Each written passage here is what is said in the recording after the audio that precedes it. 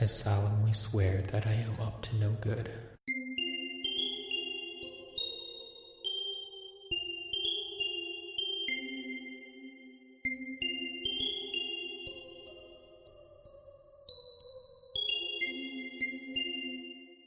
Hey everybody, welcome to Tales from Godric's Hollow. We are recording this January 16th, 2017. We are covering chapters 15 and 16 of Harry Potter and the Prisoner of Azkaban. Hi, welcome back to the show. I am the Muggle of the show, your co-host, Josh Brown. I am joined by the man who pales in comparison to the greatness that is Lee Jordan, Matthew Sonnenberg. I'm not sure how I feel about that one. I mean, come on, Matt. You can't live up to how great Lee Jordan is. It's true. As fantastic as you are, Matt, I'm sorry, but this episode is dedicated to the incredible Lee Jordan. Yeah, I figured you would once again enjoy your dose of Lee for the day. It was more than a dose, Matt. Like this was like an entire just book's worth of Lee Jordan goodness. Sure. Yeah. Remember how I was saying last week how bored I was during the Quidditch chapters of each book? Yeah. You could have warned me. You're like, the next one, you'll be I promise you won't be bored. Well, you always reference there is one Quidditch chapter in each book, and I'm like, well, this one there might be more than one. Well, yeah, I mean, at least one. I guess I should have been saying the whole time. Okay. Yeah. Okay. Oh man, Lee Jordan, so good. For any new listeners to the show, welcome. This is a book club via podcast. We are reading through the complete series of Harry Potter. Matt here, my Sherpa through the Wizarding World, has read through the books and watched all the films more times than he could shake a stick at.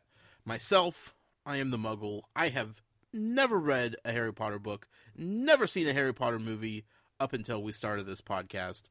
So I am going through this for the first time. You guys get a very, very special chance to listen to me on a weekly basis, read through Harry Potter, dissect Harry Potter, come up with crazy theories about Harry Potter, and continue to be wrong about Harry Potter. But so far, so good, right, Matt? It's fun. Yeah, absolutely. I can't tell you how much I enjoy it, and I know many of the fans out there enjoy it. I mean, just the fact that we keep getting new fans and new emails and new listeners and new Twitter followers and all that type of good stuff. It's like they must enjoy it too. So. They must, or they don't know what they're signing up for. It's true. Maybe somebody lied to them and told them something else, so then they got to hearing the craziness that spews from my mouth. I was on a podcast 2 days ago, Matt.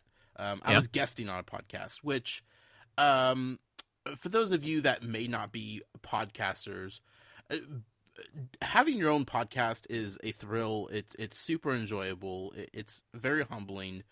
But all that aside, there is only one thing that's better than having your own podcast, and that is being on somebody else's podcast, because you don't have to do any of the work, right? Yep, absolutely. You just show up with a smile, talk about whatever they ask you to talk about, and then when you're done, you're done. There's no post-podcast editing and work to be done. So guesting on people's podcasts is super enjoyable for me. I love it.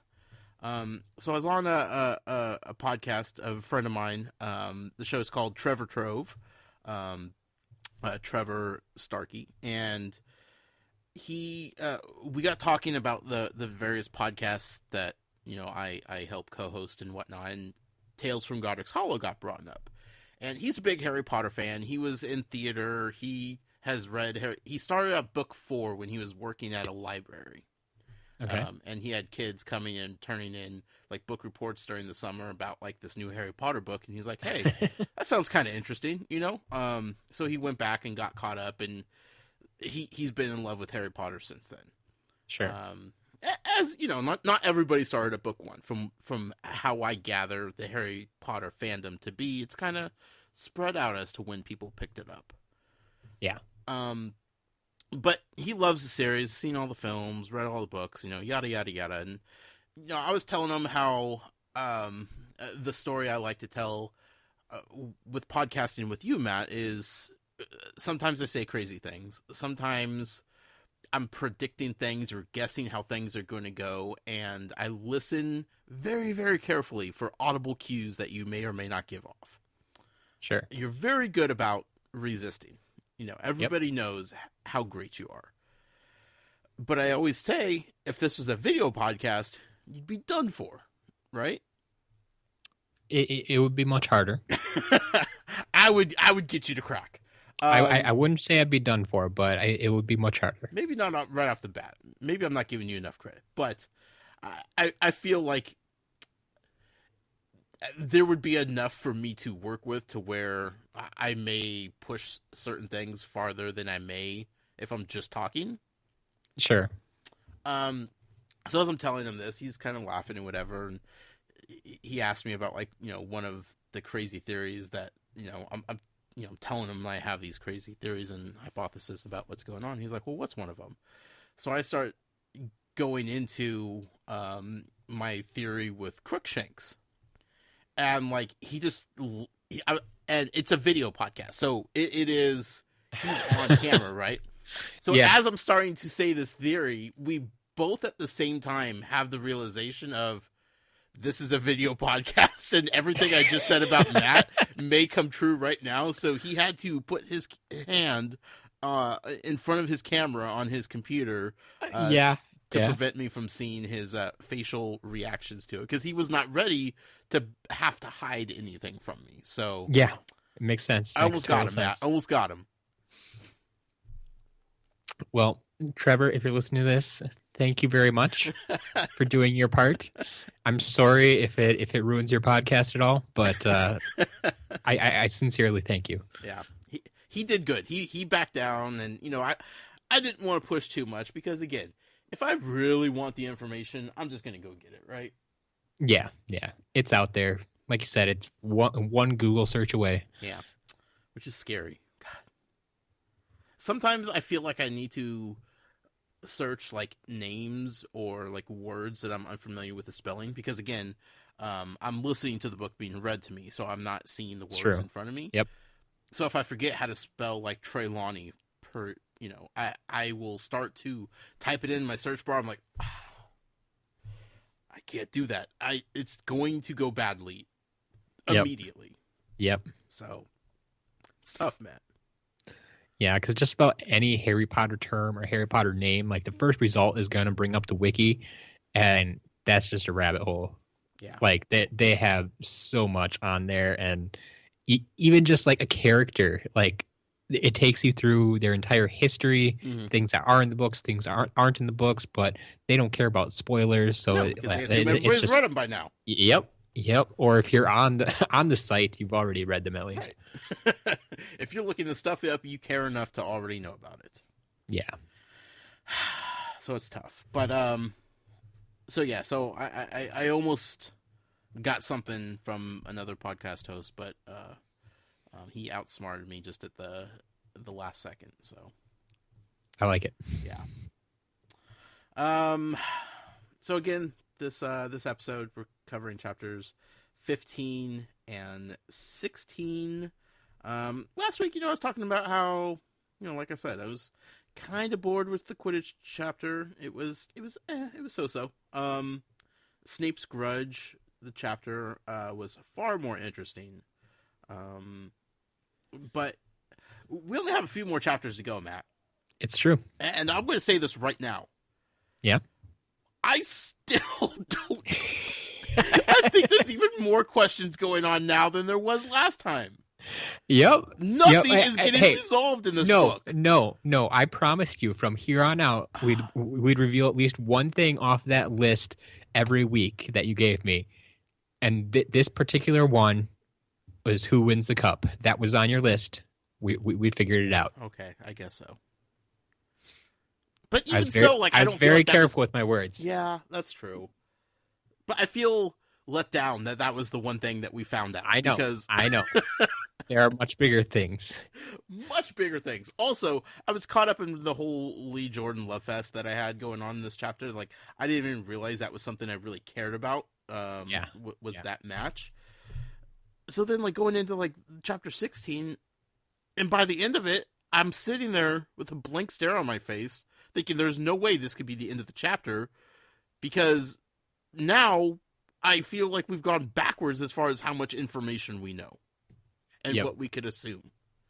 I had some of the same thoughts that I believe Alex did in his email this week, but yeah, the way this book is laid out is just so different from the first two. Yeah. At least how in scale, how it ramps up, like it just, by now in either of the first two books, we would be getting resolutions. Things would be wrapping up. Right. But now here we are with, well, after this week, 6 chapters left to go. And yet, like you said, your list of questions just keeps growing and growing and growing. We're not resolving things. No. Matt, I better start getting some payoffs here, or I am going to seriously consider book 3 a complete bust. Like, if I have to go into book 4 with unanswered questions about what's going on, I'm going to be severely disappointed, because the hype is building, and it seems to just get a little bit higher each week. Yep. I'm just waiting for that big payoff, and yeah.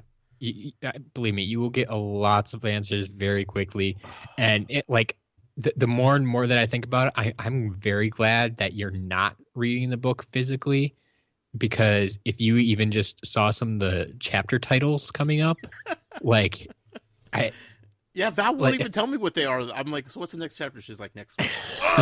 yeah. I'm glad she doesn't, because I look at these chapter titles, I'm like, ooh, that. I mean, it still might be one of those situations where it doesn't give away as much as I think it does. It only gives away. I only think it gives away a lot because I know what it means and know what happens. But it's not actually going to give you enough to figure anything out. Right. I mean, even the name of the chapter 16, Professor Trelawney's prediction. I sat there and I said, "Wait a second. We just covered her prediction in the last chapter. Like, we are literally working backwards now." Yep. I hate this stupid book, Matt. You said we had an email to cover before we get started. It's true. I am going to take one email before we get started here. Okay. This email comes from Jessica. Hi, Jessica. And I apologize, Jessica. I am going to edit this a little bit, but I hope you'll understand why. Obviously, Josh, I can't tell you why. But, sure. I mean, you can if you want. Yeah, but I'm not going to. She says, "Hi, Matt and Josh.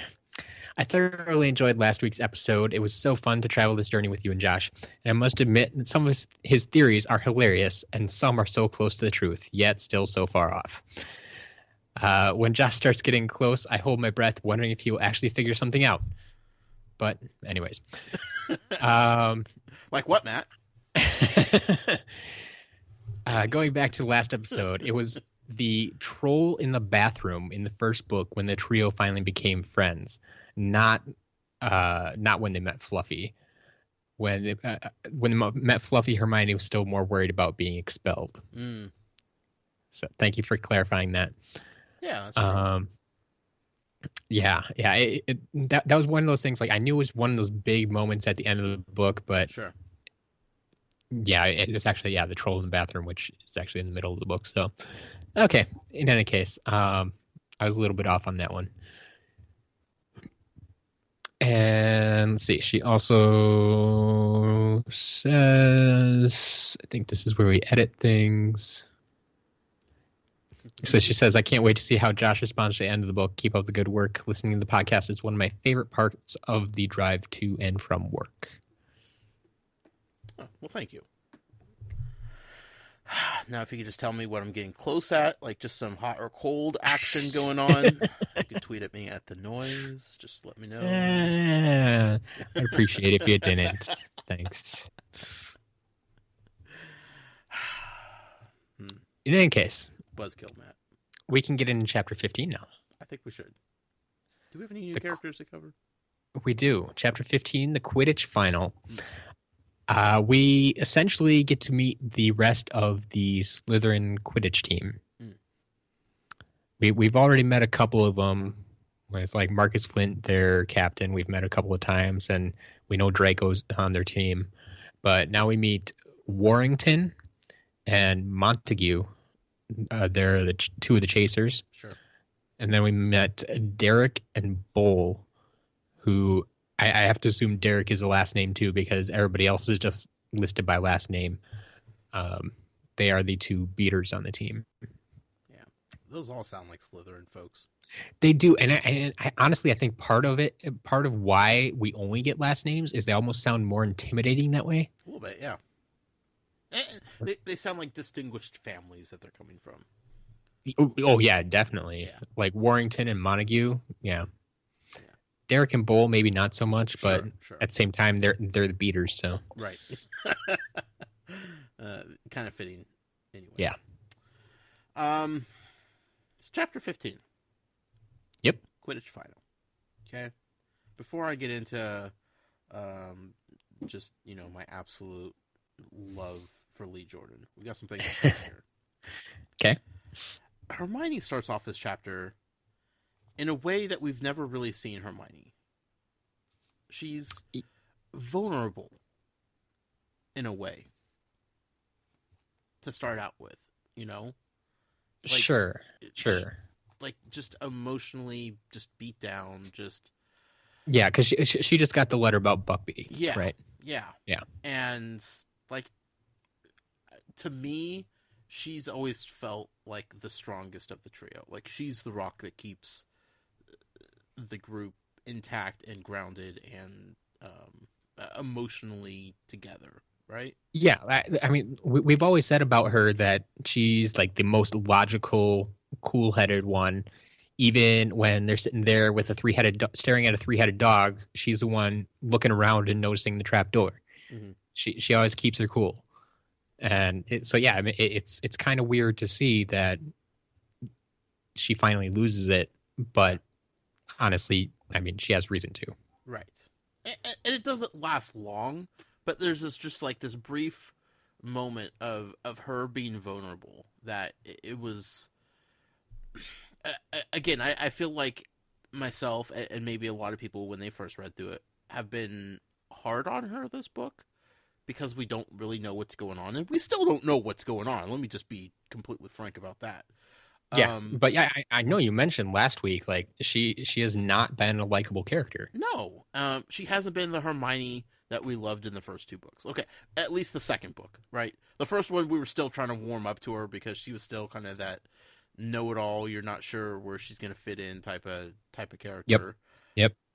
Second book, like, she started warming up. Like, she was very likable. And in this book, she's gone a complete 180. And she's been cold, she's been off Quidditch, and last week we talked about how the stress of everything was kind of... we saw her hanging out with Hagrid and her perspective on how Ron and Harry have been treating her, which we hadn't seen the entire book, and it kind of gave the character some sympathy, right? Yeah. And then we start off this chapter with her just being...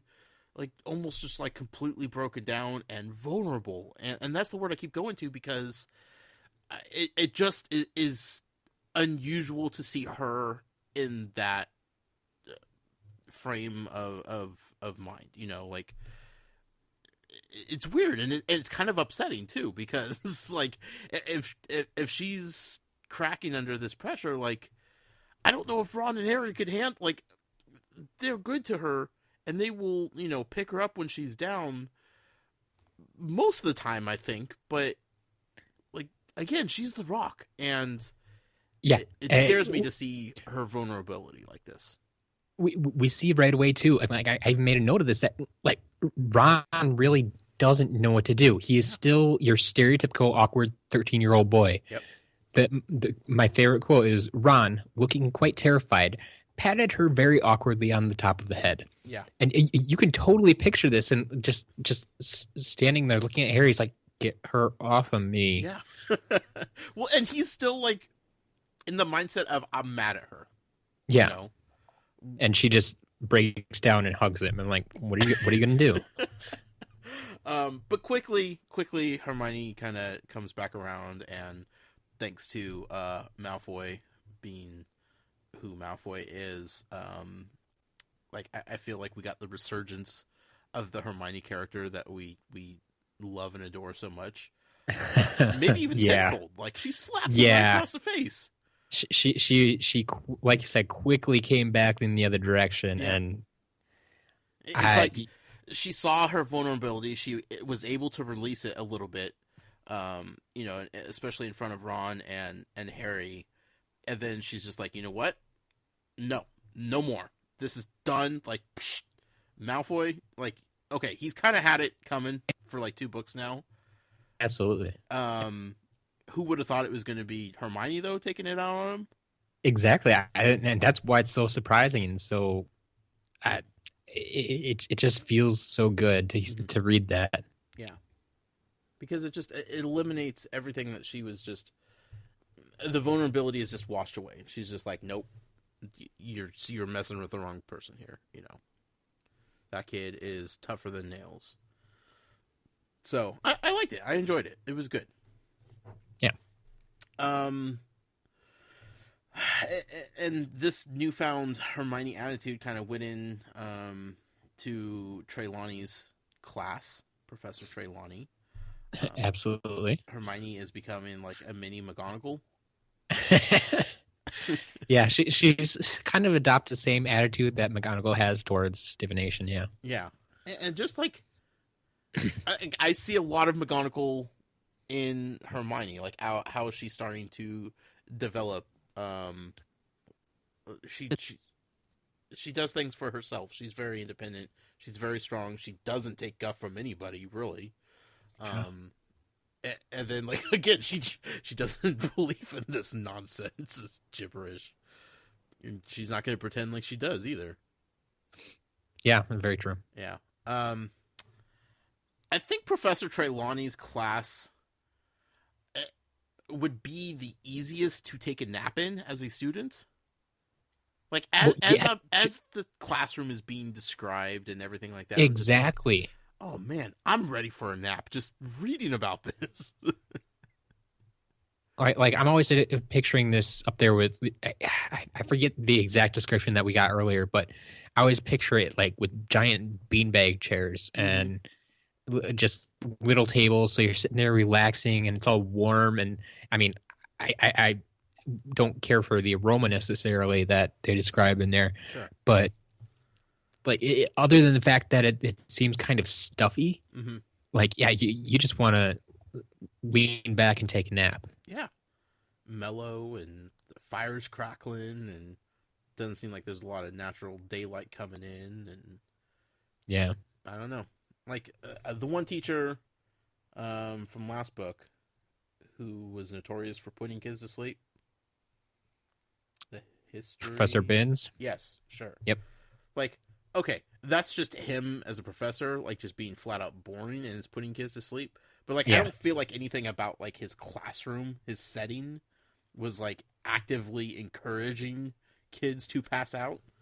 No, I would imagine his classroom being cold and empty and hard and just there.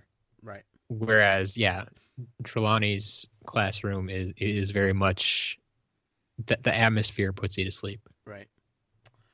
But then we got like a little glimpse as to Trelawney's ability to see the future. Right. Sure. Maybe. I don't know. Like this kind of brings up more questions than it does answers. But earlier when we first met her, she was talking about how they were going to lose somebody forever. Yep. right? And everybody assumed it's going to be Harry Potter. He's going to die. Like the worst of the worst assumptions. Yes. But like going back, like that was a very vague prediction of her to make. Exactly. And that was the thing. Like all of her predictions early on were quite vague. Mm-hmm. Other than like Neville dropping the cup, like that was probably the most specific that she got. It's like, Yes. after Also you break easiest this to one, predict. could you use one of these? Like, yeah, overall, I'm just not a big fan of Trelawney Sure. because I guess I would probably be in the Hermione McGonagall camp. Right. Like she's a fraud. It doesn't make a lot of sense. Like you don't see a lot. Some of the other students, some more than others, do enjoy the class. Yeah. And they tolerate it and they go through with it. But even like Ron and Harry, they don't seem to be getting a lot out of it. They're there because they have to be. Yeah, but at the same time, you don't see them putting up a fuss like Hermione is. No, because they could care less. They're dumb 13-year-old boys, Matt. Like they're not putting serious thinking into anything they're doing right now except Quidditch. Yeah. Right, like that's where their focus is. I don't feel like they're taking any of their classes like super seriously at this point. Yeah. They should be, but I doubt they are. Yeah. But yeah, like, and at this point, and I don't know if this will be ever resolved, if this will ever be fully explained. Like, are her predictions vague intentionally so that they appear to be accurate when things do happen? Or is she seeing more than she lets on and just giving vague explanations as to what she sees to keep it mysterious, you know? Yeah. Like maybe she is super powerful and she is able to see the very specific, like maybe she did see Hermione walking out and leaving the class forever. But then again, like maybe that has something to do with Hermione's attitude on day one about the class, or maybe Trelawney saw a lot of McGonagall in Hermione and she's like, oh, no, that's not going to be a believer. Like her mind's eye is closed shut, you know? Yeah. So I don't know. I don't know where I sit with Trelawney, and I don't know what kind of answers we get as the series progresses. But I'm curious. I'm skeptical of her, but also weary because of how skeptical she seems. Yeah. I will tell you that this is not the last we see of her. Sure. So she will stick around for a little while at least. Well, she's not teaching Defense of the Dark Arts, so I know she's going to be in the next book. It's true. It's true. We can only afford to lose one teacher a year, Matt. Come on now. Okay. Yeah.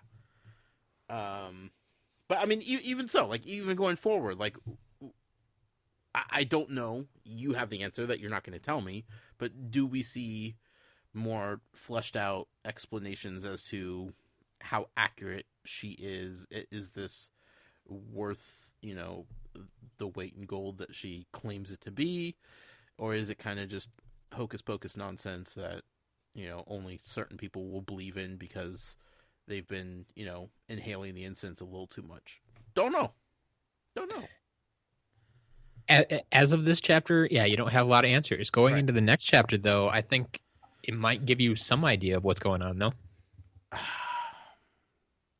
No. I'm even more... No.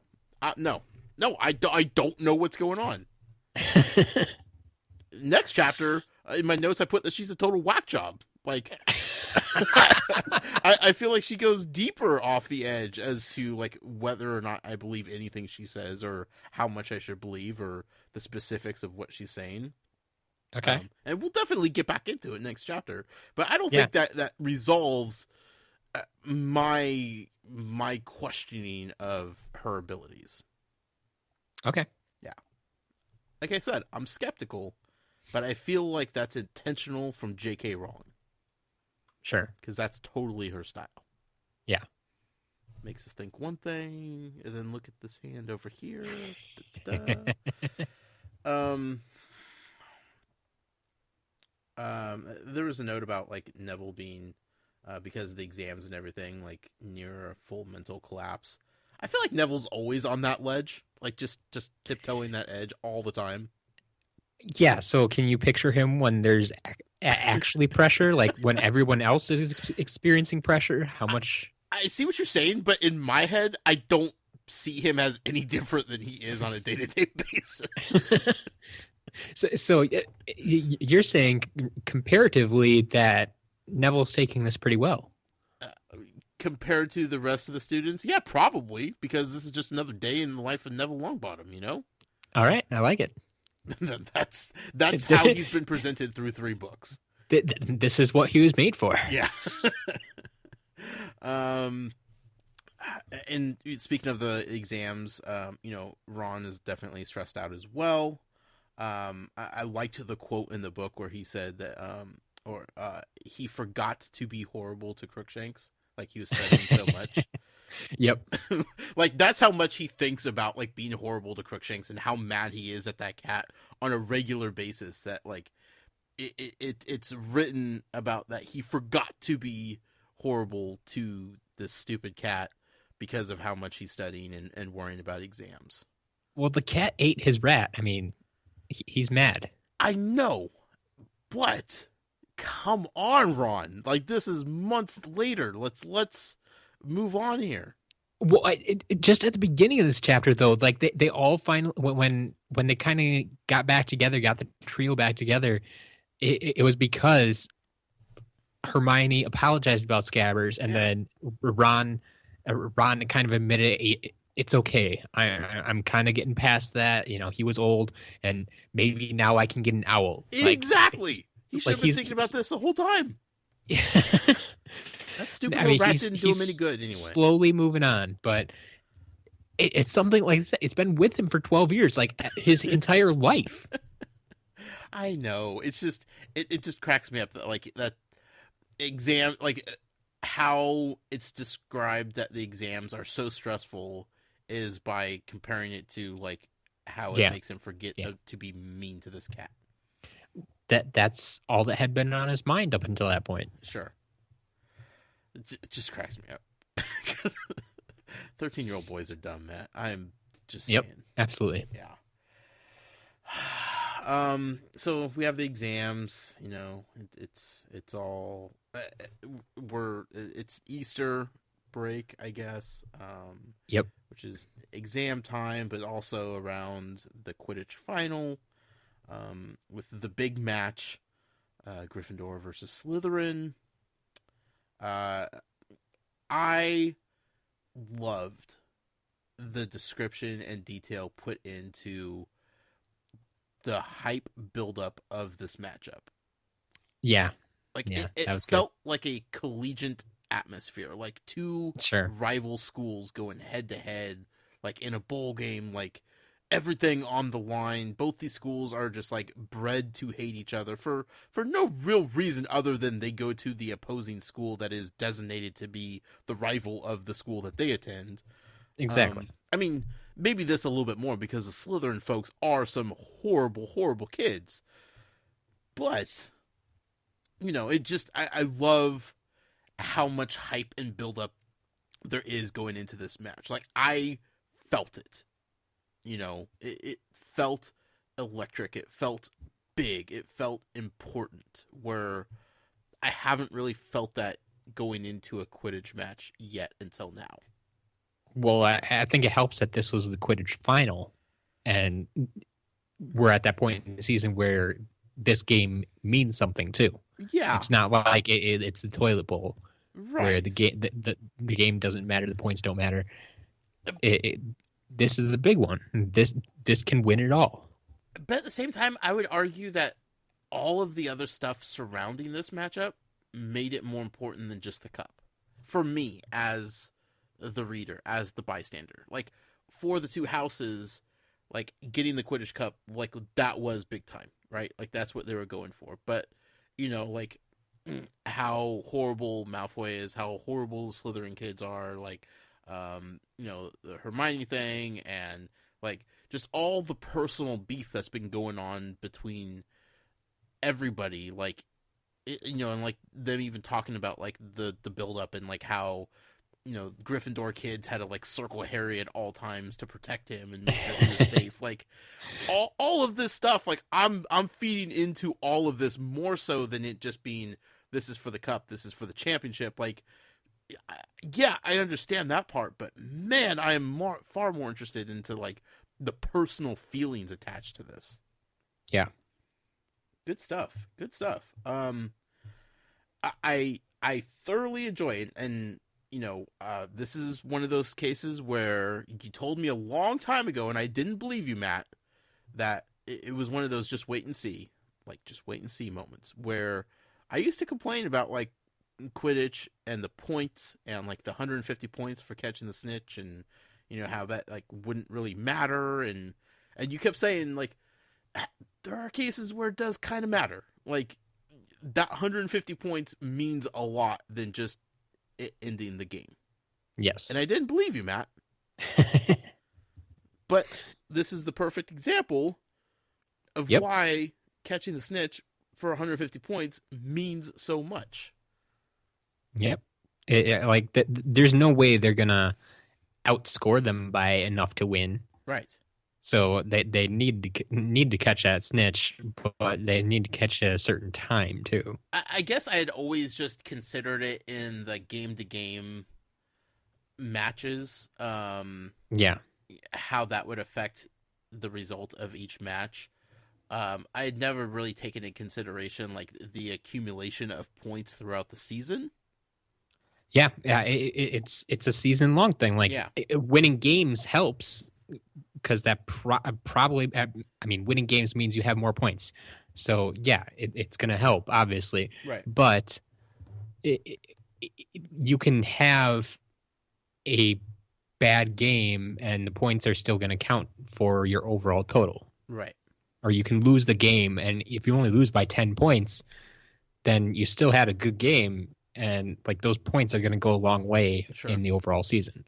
Which I know we've talked about, like the accumulation of points and the season long like total of points and whatnot, but it never really registered until like this chapter where it's like, oh, that means a lot going into this, And it was nice to see some like strategies being discussed, like with Quidditch, because every other time it's just go out there and catch a snitch. Like, like that's it. That's the strategy, Where this time it's like, no, Harry can't catch the snitch, and he has to prevent Malfoy from catching the snitch. Completely, totally. But he can't catch it himself until they're above a 50-point lead, and then he can catch it. In order to win the cup. Like, there's things on the line that go past just the game itself, and that definitely made me far more interested in what was going on. Sure, it makes sense. I also made a note here that I would pay good money to see Neville take Harry's spot on the team. Per Harry's nightmare, of course. Yeah. Do you give him Harry's broom, or do you give him a slower broom that he might be able to handle? I don't even care. I mean, he can't handle any of it, so I wouldn't want him to ruin Harry's, so probably just one of the spare ones. It's true. Last time we saw him on broom, though, I think he broke his arm, or his wrist or something like that. Broke something.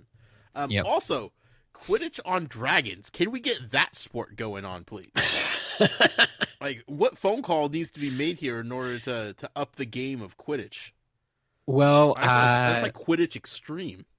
I think dragons aren't quite so wizard friendly. They're not easy to ride, I guess. That they're not like horses. That it's not something you can ride. Sure, that's where the extreme part comes in, Matt. Yeah. It's more about your ability to tame dragons than it is the actual game of Quidditch. Okay, so you want the folks of shoot, I can't think of what their city's called, in How to Train Your Dragon. Sure. To go ahead and start playing Quidditch. Why not? Let's do this. They had their own game. I forget what they called their game, but yeah, that would be interesting. Right? See those guys try to play Quidditch. Yeah. Because at that point, the dragon is a weapon too. Yeah, and you know those dragons are fighting each other, and Yep. there's fire going every which direction, and tails getting whipped, and wings being flapped, and man, it would be fun. You might not want to have an audience though, or have the audience way far back. That would go into your argument against skill, and when we were talking last week about Sure, like Harry having a better broom than everybody else, like bring in dragons where you have to actually train them, right? And so it's then it's all about your skill to handle your dragon. Sure, I guess you could argue that some dragons are going to be better than others, but it's up to you to train a better dragon. Yeah. Like, what if you just have a dragon that reacts like Trico in The Last Guardian? You know, like just refuses to listen. He's just like, nope, not doing it. Yeah, not my thing. So yeah, I want some like fanfic dragon Quidditch like to be written up. Like, there has to be an Extreme Rules Quidditch league somewhere. JK, if you're listening, I'm just throwing a suggestion out there. I feel a spin-off series coming on. I like it. ESPN 30 for 30, they're covering this. Promise. Okay, so before we get to the Quidditch final. Yes. Big thing happened. What's that? Crookshanks is just walking around outside at night, just doing his Crookshanks thing, hanging out with a big dog, which Harry thought was a Grim, which may not be that. He doesn't know what it is. Crookshanks is just hanging out with it. What is Crookshanks doing out at night, just wandering the yard outside of Hogwarts? Well, we did just see Crookshanks outside the castle last chapter, too. Yeah, but that was like daytime. Yeah, but when Hermione's out busy doing things. Like, wouldn't for how Hermione be little, like, Crookshanks, we're going to bed, you know? For how little we see Crookshanks in the castle, you got to figure he's out and about an awful lot. You would think. But I would also think him and Lupin would be in the same spot at one time, too. They were on the train, remember? Okay, Matt, Crookshanks and this dog that Harry saw. Okay? Yeah. They're people. I don't know what's going on, but they are people. They are not just a cat and dog. I refuse to believe that Crookshanks is just a freaking cat. There's more to the stupid cat than meets the eye. This dog that's been following Harry from, like, pretty much day one of this year. Like, it's not just a dog. It's not a Grim. It's not a bad omen. Crookshanks wouldn't be just hanging out with this horrible thing if it was meant to, like, do some nasty things. These are people. They have transfigured themselves into animals to disguise themselves for some reason. I don't know what it is, but they're just not what they are pretending to be. I refuse to believe that. Okay. So, do you have a prediction as to who they might be if they are not just a cat and dog? Again, Sirius Black is in and out of this castle on a regular basis. Okay. Crookshanks is too, apparently. Crookshanks just goes wherever he wants on the regular. I was connecting Crookshanks to Lupin before. I still think Lupin is involved in this whole thing in some way, shape, or form. Maybe he's the dog. Maybe Lupin's the dog, and Sirius Black is Crookshanks. Which, again, you pointed out before, why was Sirius Black just hanging out in a pet shop for years, you know? Or what we could assume to be years. I don't know, Matt. It couldn't have been years because he was in Azkaban before that. That's what I'm saying. Like, that was the point you were making, was before when I had this theory. That like, Crookshanks has been what we assume to be in this pet shop for a very long time. He was in Azkaban until recently.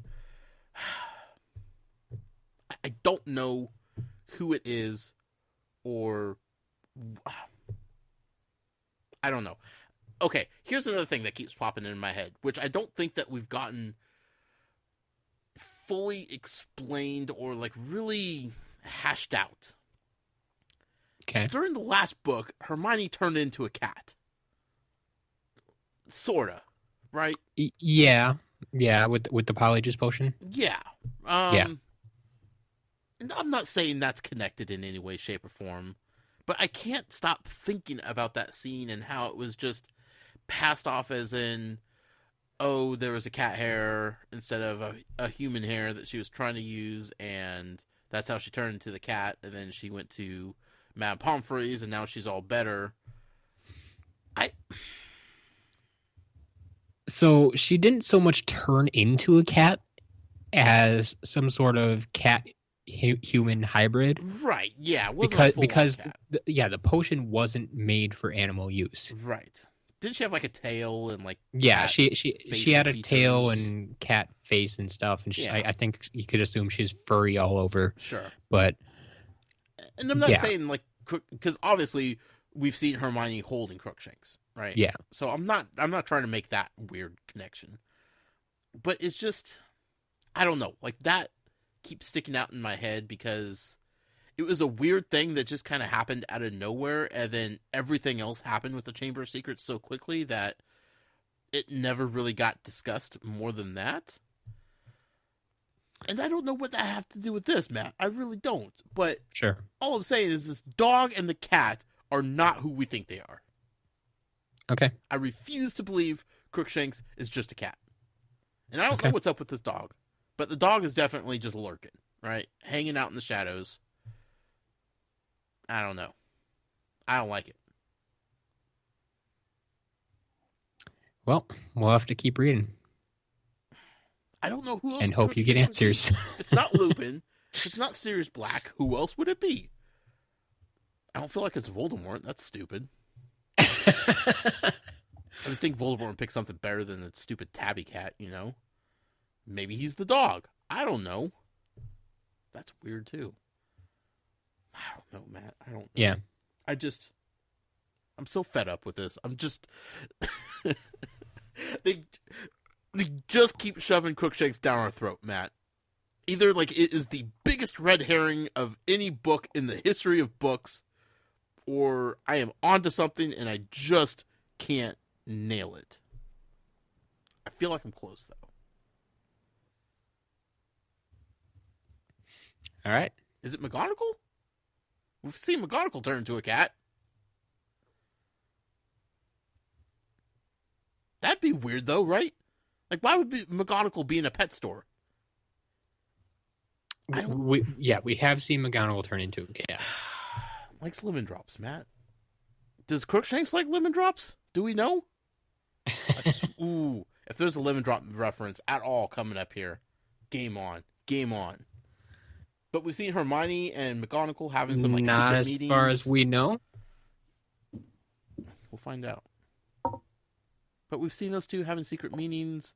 They have some sort of deal worked out. Something's allowing Hermione to take 18,000 classes during the day. McGonagall knows whatever's going on. We know McGonagall turns into a cat. We know Hermione now has a cat. I don't know why she would have McGonagall as a pet. That doesn't make sense. Sure. Crookshanks is Sirius Black. I don't even care. I'm done messing with this. Or Lupin. One of the two. It's one of the two, Matt. It has to be. I don't know who else it'd be. It's just not a cat. All right. And I don't know why this dog just popped back up out of nowhere. You know, just hanging out in the forest, just chilling, just waiting. I mean, do we know that it's the same dog creature we've been seeing? No, we don't. But one could assume. But Harry doesn't even know, I guess. Yeah. And then they just disappear, just all quickly like that. This is probably the best look Harry's ever gotten at it. Mm. Every other time, it's just kind of been a glance. Yeah. Like, okay, where was the first time you remember him seeing him? In the alley. Oh, back at the Dursleys? Mm-hmm. or as he was running away from Dursleys, I guess. Privet Drive. Yeah. Okay. Sure. Right? Was that the first time? So you think this dog made it from Privet Drive all the way to Hogwarts? Maybe. I don't know what kind of shape-shifting capabilities it has, Matt. Shortly after seeing the dog, all of a sudden this mysterious bus comes out of nowhere. It's true. Out of nowhere with a bunch of people that we've never heard of. And we're just to assume that's a normal thing. I don't know. Matt, I can't assume anything. I just can't take anything at face value. This far into the book, and I'm just mad about it. Okay. I get that. I want answers. I know you do. I promise you they're coming. I'm going to I'm popping champagne when I get this Crookshanks thing all figured out. I'm telling you that. Let's talk about the Quidditch final. Let's do it. Snape dressed in all green. That's a weird sight. Yeah. You usually picture him pretty subdued, probably all black if you ask me. Yeah. Maybe a green scarf, right? If you're lucky. Maybe. Maybe. If he's feeling froggy. Yes. But for the Quidditch final, he's wearing all green. Like, I'm sure people didn't even recognize him. They're like, who is that guy dressed in all green with the jet black hair and the face that never smiles? Yes. Can't be looking too cheerful, even if you are wearing green. Right. Okay. Here we go, Matt. Yep. Lee Jordan might be the best thing in 3 books to this point. Like, this half a chapter cemented my love, not only for the Harry Potter series, but Lee Jordan as a character. Like, the writing involved to describe how Lee Jordan was calling this match as broadcaster. Yeah. Some of the most perfect writing I have ever read. Like, it was giving me chills, Matt. Like, I don't know how that's possible, but it was starting to feel like the Miracle on Ice type of, like, broadcast call from, like, a sports angle here. Like, it was magical. It was mystical. It was like I was completely enthralled. I was hanging on to every word coming out of Lee Jordan's mouth because he was so perfect with everything. Yeah. I will say this is a first for me. I don't think I've ever heard anyone say Lee Jordan is their reason for liking the book or the series or anything even close to that. But I am glad to say I don't care what it is, but you found something to, like I said, cement your love for the series. I was pretty sure you were hooked already, but if this is what drives it home, that's fine by me. Yeah. I mean, you warned me ahead of time. You're like, you're going to like this Lee Jordan character. I'm like, yeah, okay, we'll see. In the first couple books, we're like, okay, we've got a little bit of Lee Jordan. Just a little bit. A little taste of Lee Jordan. And even earlier in this book, a couple chapters ago, we got a little bit of Lee Jordan. Like, if you like those little tastes at all, you're going to love what's coming. I was not expecting it. My body was not ready for this amount of Lee Jordan goodness, Matt. And I even made a note here, like, as it's going on, like, I'm writing, Lee Jordan is my favorite, plain and simple, right? And then I was like, McGonagall can't complain about this commentary today. And then, like, immediately afterwards, I'm like, never mind. Like, of course she can, because Lee Jordan does what Lee Jordan does best, and he adds some color commentary into the play-by-play announcing because he can't help himself. He is so passionate about what he's talking about. He can't help but be a little biased. Yep. I'm okay. He's a homer, Matt. You're a sports fan, right? Yeah. You're a Packers fan. Yep. Surely, NFL games are usually broadcasted on national TV and whatnot, but occasionally you'll get, like, especially if you listen to it on radio, especially on radio. Yes. You'll listen to, like, the hometown broadcasters call the game. Yes. Right? The Packers Radio Network. Yep. Yeah, and they are very skewed into Absolutely. Yeah. in favor of the Packers. Like they will get excited for any good football moment. Right. But as soon as if it's the Packers doing something good as opposed to the other team doing something good, you can definitely tell the difference. Sure. Like up in here in Seattle, Warren Moon does the broadcast. He does really the color comment. Yeah, he does the color. Does he have connections? He was on Seattle for a few years. Okay, yeah, he was. Yeah. I hear Warren Moon, I instantly think Oilers. Sure, yeah. So, yeah, okay, I think he finished his career in Seattle, but I think you're right. Anyway, as he's calling the games and adding his color commentary to it, my favorite part about it is he loves the term "we," as if like he is the 12th man on Seattle Seahawks. You know. Oh yeah, he's that happens in Wisconsin all the time sure. too. We are means the Packers, right? And they're paid by the organizations. I get that, but it's also like once you say we, like we got to get better in the second half, and we got to keep fighting, and it's like okay, rein it in just a little bit, and realize that you are trying to call the game, and then you have to just acknowledge the fact that like they are like the hometown broadcasters, they are the homers, and they are going to have definite bias going into what they're saying. Yeah. Lee Jordan could not resist himself. He was doing so good, Matt. He was doing so good. And then Slytherin punks wanted to start playing dirty, and he had to call him out on it. Yeah. Like, he was not afraid to call him out on it. I absolutely loved it, and I also appreciate that like as it's being described through Lee Jordan's voice, like this Quidditch match, right?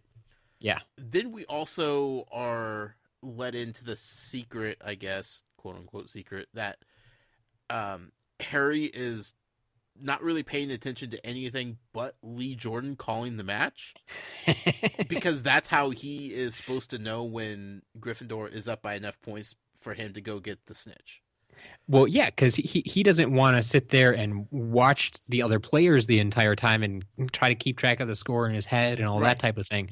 So he's just listening for the score while he can keep his eyes focused looking for the snitch. Sure. Because like we discussed earlier, he's not just trying to catch the snitch himself, but he has to make sure Malfoy doesn't catch it. So he needs to be watching the entire time. It's not just like he can wait until they're 60 points up and then start looking for it. Right. He has to be watching the entire time so he can play defense if need be. But that also proves how important Lee Jordan is to this whole thing, right? If he's doing a bad job at calling the match, then Harry's, out of luck here. Yeah, because oddly enough, the one thing you don't really see is any kind of like jumbotron or giant scoreboard. That's not really available. Right. I know. I'm pretty sure in the films when we see some Quidditch, we do see the little scoreboard. Do you remember that? Yeah. It's almost like old cash register style, where they just ring in the points. It's like, there you go. I kind of enjoy that, but at the same time, that's not very impractical. Sure. Like no one can see that scoreboard from halfway across the stadium. Exactly. So the audience, they don't have the scoreboard to follow along with. Yeah. So they are hanging everything that they have excitement-wise on Lee Jordan's words. Sure. Like, he is the most important person in this Quidditch match. I don't care what you say about Harry Potter and like his necessity to go catch that snitch, or Oliver trying to block every shot. Like, none of Lee Jordan is the MVP. He's the real MVP, Matt. Okay. Like, he even got so fed up with Slytherin, like, he's calling him out on the megaphone, right? He's just like, this is ridiculous. Like, you guys are playing dirty. This is not cool. And, like, he was laying into him to the point where McGonagall, who would normally threaten Lee Jordan to take him away, remove him from his position, she's just like, No, you're right. Keep on it. Do your thing, Yeah. Lee Jordan. Yeah, and towards the end of the chapter, or towards the end of the match, we see her like McGonagall she just joins in. Yeah. She becomes Lee Jordan's backup. She's just given up on trying to restrain him. It's like, no, you're right. Let's do this. This turned into a European soccer match, Matt. Like, this was aggressive. Like, people were yelling at each other. Like, the scene, the atmosphere would have been amazing. Yeah. I really, really, really, really, really, really hope that the movie can properly show off this magic. I'm hoping for it, Matt. Sure. Katie, unsung hero, she dominated. Yeah. She was killing it out there. Yeah, absolutely. This is definitely a good game for Katie. Yeah. Everybody in Gryffindor had good game, but oh yeah, they Katie had to. was mentioned more than she normally is. I think just because the scoring was so important, as to where most other matches it's all about Harry catching the snitch. Yeah. When he ends the match in 5 minutes, you don't get a lot of right, a lot of commentary on the chasers. Yeah, so it was nice to see some other people out there getting a little bit of spotlight. So, I don't know how hard it would be to just grab a broomstick mid-flight. That seems pretty difficult. Well, it's all relative because when it happened, the person grabbing it was on a broomstick too, right? Yeah. So you have to if you're in a car going 70 miles an hour and someone's standing on the side of the road, yeah, they're not going to grab your car. Right. But if they're in a second car that's going 70 miles an hour, it's a lot easier to grab your car. Sure. I guess so. I just feel like there would be such a change of speed once you grabbed onto it that, like, the possibility of a crash landing would be enhanced tenfold. Oh yeah. There's definitely things that are going to go down, but yeah. It's. I guess I was less surprised by the actual grab than I was of the resistance of grabbing a fast moving broom while you're on a fast moving broom, and like physically slowing it down didn't cause some damage to somebody. Sure. Because everybody else out there was pretty aggressive overall. Yeah. But in the end, Matt, Gryffindor won. Let the confetti rain down. Let the champagne bottles be popped. They are celebrating in the Gryffindor household tonight. Absolutely. It was one of those chapters where, like, at the end you're just like, I need to take a breath, because that was like, I couldn't imagine like what Lee Jordan was feeling at the end of that. Like, he's just like collapsed in his chair, like falling over, like, oh my god, I can't believe that just happened. I need some oxygen. Stat, where's Madame Pomfrey? Like, very cool. Like, a very, very exciting chapter, at least half a chapter. My favorite Quidditch moment to date by far. And, like, honestly, like, Lee Jordan absolutely sold it for me. Like, if it was just described the way it was, without me knowing that it was Lee Jordan describing it that way, yeah, I don't think I would have been as invested in it as I was of me picturing Lee Jordan calling it, getting excited, feeding off the energy of the crowd, the Quidditch players feeding off the energy of Lee Jordan, like this whole symbiotic relationship going on in this Quidditch final. It just worked to perfection. So I have to ask, Val read this to you today? Yeah. Okay. I was sweating. I would love to hear her read this section. Oh, she was so good. She was golden. Yeah. I'm sure that had something to do with you loving it so much, just being able to sit there and listen to it as opposed to reading it yourself. I'm sure you still would have gotten something out of it reading it yourself. Sure. But I'm sure Val gave it a nice little extra flair. Oh, absolutely. But like, thankfully, because of Lee Jordan's appearance in previous films, I have you have a visual. I have a visual. I have a voice to go along with it. Yep. Very, very well done. Like, you should hear her Trelawney voice. Like, I am so curious to get to this film to meet Professor Trelawney, because the way Val reads Trelawney is something to behold. Like, she transforms herself into this character in a way that may be like absolutely amazing, but it is just kind of mind blowing, because I don't know what to expect from Trelawney other than Val's interpretation of her. So sure, yeah, that would be interesting. Yeah. Man, need a break. So I think that brings us to our Muggle poll for the week. Yeah.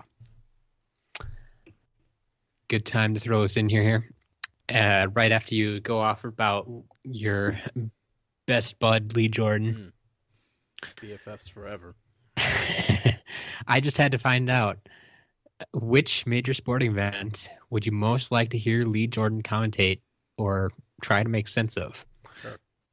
Because as we know, like, Quidditch seems to be like the wizard sport. Mm-hmm. It's like all they have. But like, we've had comments about soccer, we've had comments about basketball before, but they don't really seem to know those sports or understand those sports. Right. So my choices for you are, I tried to go big, like final, since we were talking about the Quidditch final today.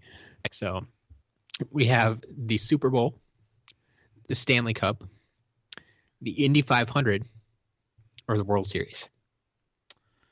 Looking at this poll, I'm not going to give you my answer right yet, but looking at this poll, I see it a little bit differently now that I've been able to fully express how much Lee Jordan's representation meant to me in this chapter. Yep. I feel like the Indy 500 is probably the most boring of the events, unless you're a big race car fan, right? Yeah. But there's just a lot of going in circles here, right? And that's part of the reason I put it on there. Mm-hmm. Like, I would love to hear Lee's interpretation of a race in which you just go around the track over and over and over. Right. The amount of like spark he could add to that. Yeah, like he would be talking about the cars and the exhaust and the tires and exactly. Like, if you gave him time, he would definitely find something to talk about. Mm-hmm. Yeah, and I think it would be interesting. Right. But at the same time, like I don't know. Sure. I mean, World Series, baseball's a pretty slow sport.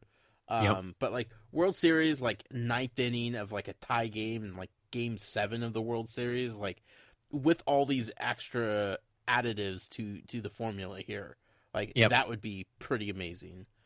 Like there's a lot of energy in that game, but at the same time, it's baseball and it's still slow. It still is, but because when you think about like him coming from a Quidditch background where pretty much everything is fast paced all the time, right? Even when they're not chasing after the snitch, like the rest of the game is just fast. That's what it is. But his ability to improvise and add commentary when there isn't anything else going on, like how much he talks about like the brooms and what the brooms are capable of and all that stuff, like I think would go a long way with him calling World Series. Like how much he would be able to add to that in the downtime of when there isn't action going on. Yeah. Super Bowl, like that's an electric atmosphere. Especially close games, like that's big time. That's a lot of action going on. And then you have like the Stanley Cup, and I kind of compared like what he did in this chapter to the Miracle on Ice broadcast, where hockey feels the most like Quidditch out of these 4 options. Exactly, and that's why I had to include it. Like I had a lot of trouble picking just 4 here, because the more I thought about it, the more I realized there are a lot of major sporting events. Right. But I knew I had to include hockey because, like you said, it felt kind of the closest to Quidditch. Like it's never used as a description. Like it's usually people describe it more like a cross between like soccer or rugby and basketball or something like that. Yeah. It's like, but you don't hear about hockey. But when you think about it, like the fast-paced, moving around all the time, different positions, like it kind of makes sense. Yeah, definitely. So what'd you pick? If I had to pick one, like I really didn't want to just pick one, but I think I'd probably go with the Indy 500 because I want to see what he can do with that. Like of these four, I think general public agrees that that's probably the most boring. Sure. I would argue that possibly the World Series is because I just I struggle so much with baseball. Yeah, a lot of people do. Like most of the time I think I would rather watch NASCAR race than baseball. Fair enough. Would the public out there, the listening audience, would they say? They dominated it with the Super Bowl. 54% for the Super Bowl. It was 16% for each Stanley Cup and the Indy 500, and only 14 for the World Series. Sure. My vote, Matt. Yep. I'm going to break the rules here because you didn't list the option that I would have picked. And what's that? You know how like that running joke for years now has always been like how amazing it would be to have Morgan Freeman just dictate like your everyday life, like narrate your life. Sure. I want Lee Jordan to do that for me. I want Lee Jordan commentating on my day-to-day operations throughout life.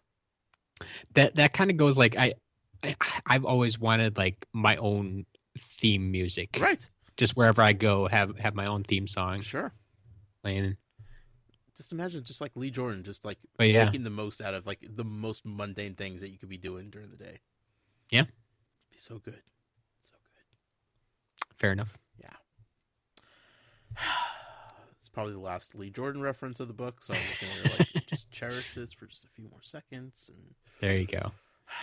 Well, while you're cherishing that, I'm gonna read off a couple of the comments we got along with them because I have to comment on some of them. Okay. Sebastian Fried Seabass said he chose the Indy 500 because, in my opinion, it's the most boring, as we've been saying, and he would make it exciting, and it's the least like Quidditch. So that's why he wants him to try it out. Okay. Billy DJ Dog, he picked NASCAR because Fry Seed Bass nailed it. Sure. So he agrees. Zach tells us the Super Bowl because football seems like it would be the most incomprehensible to anyone who doesn't already understand it. Okay. I think I can see where you're going with that. I mean, there are a lot of rules and nuances that, if you didn't grow up with football, they probably don't make a lot of sense. Sure. You could say that about most sports, I guess, but I can see where football would be harder than like baseball. Yeah, baseball's pretty straightforward. I think hockey's pretty straightforward too because, and like basketball or soccer, like the end result is putting it in a net. You know, the big thing I had with hockey was some of the penalties. Oh God, don't even get me started on icing. 33 Exactly. years later, Matt, I still don't know what icing is. I've been called for icing in every hockey video game I've ever played in my entire life, and I don't know what that means. Yeah, I think I finally got it figured out, but it's messy. But like football, like there is like that weird like, you would assume the goal would be to get it into the end zone, but then maybe not because some teams decide to kick it through, like the field goal and how the scoring works, and there's penalties even diehard football fans don't even know what they mean or how they're called. Yeah. Oh, okay. I hate to jump into this week's game now, but I know what you're going to do. I know what you're going to say. the Cowboys penalty, 12 men in the huddle and then not participating. Yep. Have you ever heard that one called before? Not in that explanation. like they can come out to the numbers on the field and run back, but as soon as they make it into the huddle, they have to take part in that play. Like I've never heard that before. What if And their I think back is turned to the huddle and they're not actually listening to anybody? Well, I think it made it sound like once they made it past the numbers on the field, like Right. that's like the cutoff, and like I honestly had just never heard that, and I think it's just because it's something that they're taught from. I don't know if that's a rule in college or not, but if it is, like they're taught from like it's just not something you do. Yeah. Like someone catches you before you get that far onto the field if you're not supposed to be there. Right. Or if you make it out that far, then like, okay, you're here, so we have to kick someone else out. My favorite part Like, about it is that it's an unsportsmanlike penalty. Well, yeah. Like it's like they're cheating in some way. Well, no, because that's why it's a penalty is because they're in theory you could use that to confuse the other team as to who's in and who's out. I just wanted like them to take like a quick poll of the Packers that were on the field and just say, hey, were you confused by this guy coming in and off the field, or did anybody really care or notice that he was there? You know? Yeah. Did anyone really care about the 4-string wide receiver who was confused as he came on and off the field? No. Yeah. Nobody called his number out. Okay. Okay. Yeah. But if that's how they judge all unsportsmanlike penalties, it'd be a little dicey. It just cracked me up. Just the whole Yeah. explanation. The Yeah. whole fallout. That was so like, good. the replay of it, I'm like, is that a huddle? Because they're just kind of standing around doing nothing. Yep. Like they weren't even like huddled around the quarterback getting a play. They're just like hands are on the hips. They're just kind of waiting for things to happen. Yep. Sports, man. It's a funny thing. In any case, we had Brent from the Pewtercast. We were on his show a couple weeks ago. Yeah.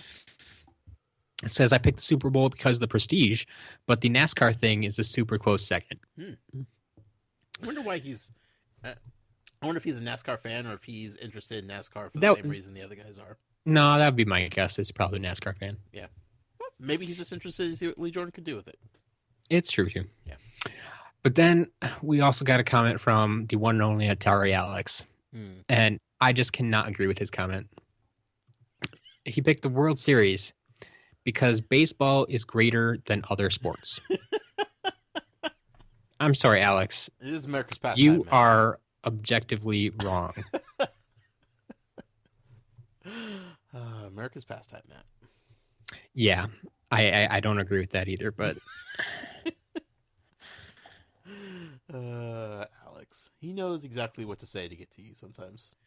Who got... what sporting event got a 28.2 overnight rating? Look, Matt, it's not about the ratings. It's about the deep love that fans have.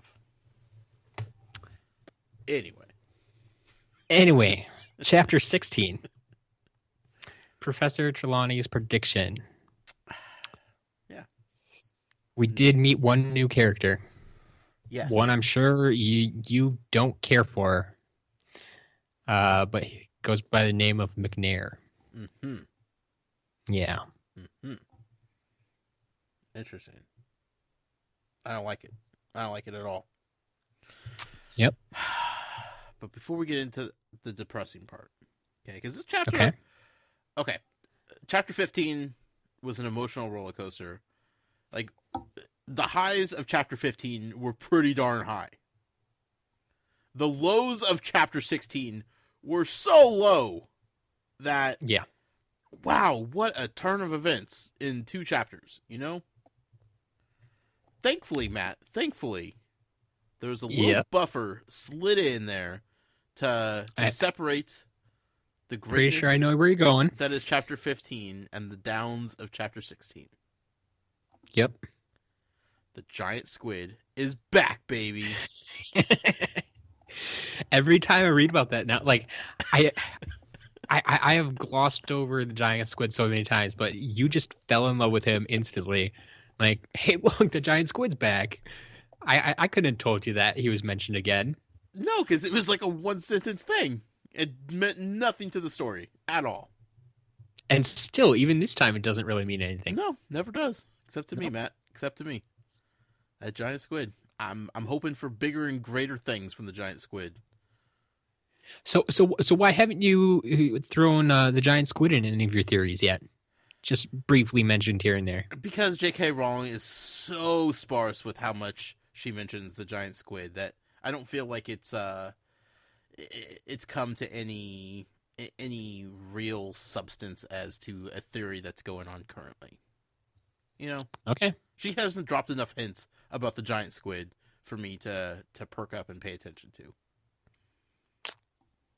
All right. Not yet. All right. I mean, we've had tons of flobberworm mentions. Don't get me started on my flobberworm fascination. It's true. It's true. They're back again too.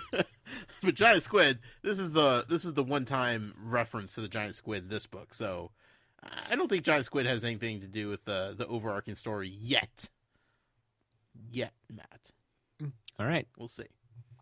Once I'm proven right that there are people out there disguising themselves as everyday animals that people believe to be pets, then maybe we could start digging into the mystery of the giant squid a little bit deeper. Yeah. But first, we need to take that first crucial step. All right. Which I thought was happening this chapter, to be fair. Like, I was ready for some big revelations this chapter. I was like, okay, we just had the Quidditch final. Everybody's excited. Fist pumping. Like, this is probably where something bad's going to happen to Harry. And this is when, like, everything just starts getting, like, rolled out there. Because we have tons of things to cover here. We have lots of mysteries to solve. And this is going to be the chapter where things are going to start happening. Things happened all right, but not what I was looking for, Matt. Not quite so much. Who in the world would want to be an executioner of these amazing, beautiful creatures? How do you sign up for that job and, like, live with yourself on a day-to-day basis and go to sleep and sleep okay knowing that you're just going around chopping heads off, you know? Have you met the family named Malfoy? Yeah, it's probably a Slytherin. Like, let's be real here. This executioner was a Slytherin. We all know that. Yeah. It upsets me, Matt, that people would take on this job. You know, like, we don't actually, like, find out how they're executed until later on in the chapter, but it hurts me and it upsets me to know that, like, this is the way that they execute these fantastic beasts, you know? Well, what if it's not a job that they choose so much as well, that's not where I was going with it, but sure.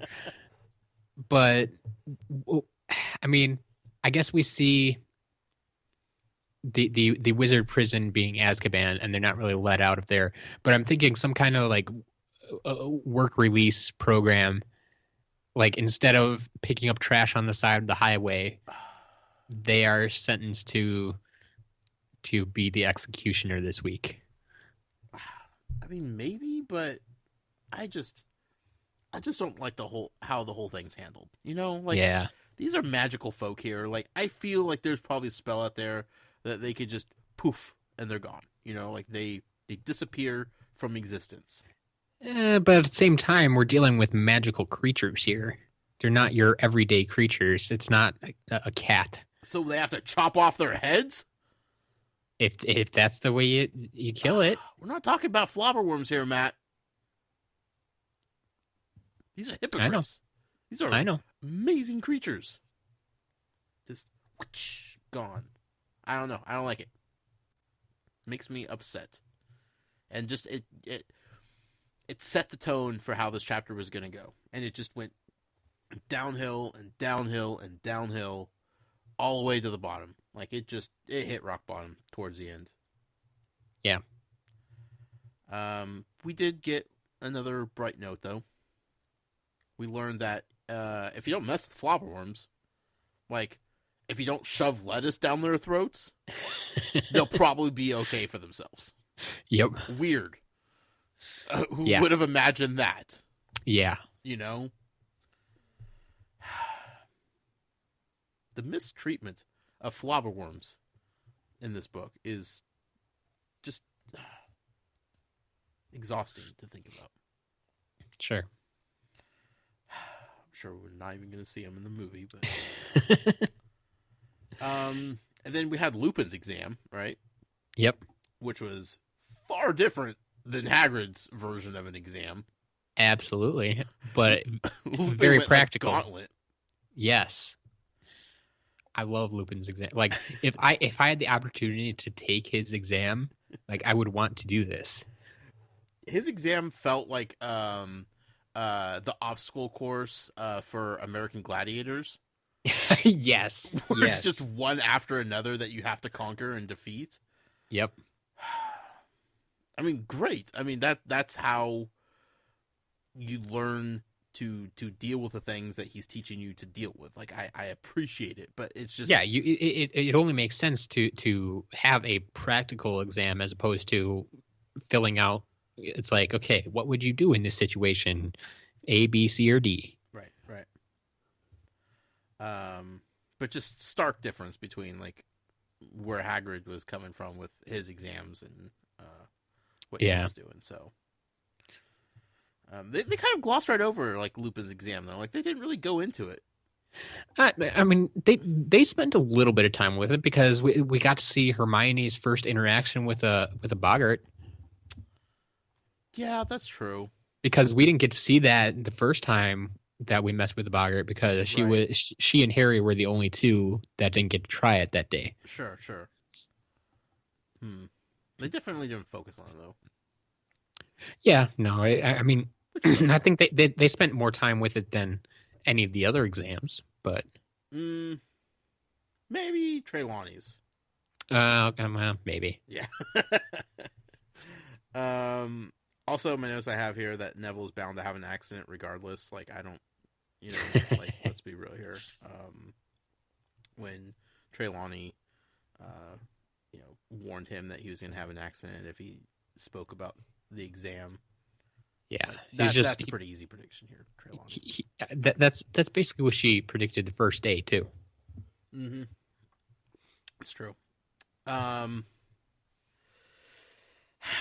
She's a whack job, man. I don't know what to think about this professor. Yeah. She is in her own realm, like, whew. I don't know what to think of her. We talked about it earlier. I don't know where I sit with how much I believe of her and how much I'm supposed to believe with her. But she's just wacky. She's totally wacky. Yeah. But also she has a little bit more going on to her. Also, she might need an exorcism, Matt. Speaking in tongues. A little bit. Like, that was weird. Yeah. That came out of nowhere. It did. And what I find weird is that, like, she doesn't even, like, Harry mentions it, like, you just told me this, or like, how did, Harry, like, repeated what she said, and just like, oh no, you're crazy, go away. Well, like, and then she said, you must have dozed off too, as if she felt like she had just fallen asleep for a few minutes. Yeah. And she's like, oh, you must have dozed off too, and just, dreamt that I was saying these things. Sure. It's like she was conscious of the fact that she wasn't all there, but she associated with like just taking a quick little power nap. But, like, she was talking about, like, the Dark Lord, coming back at midnight?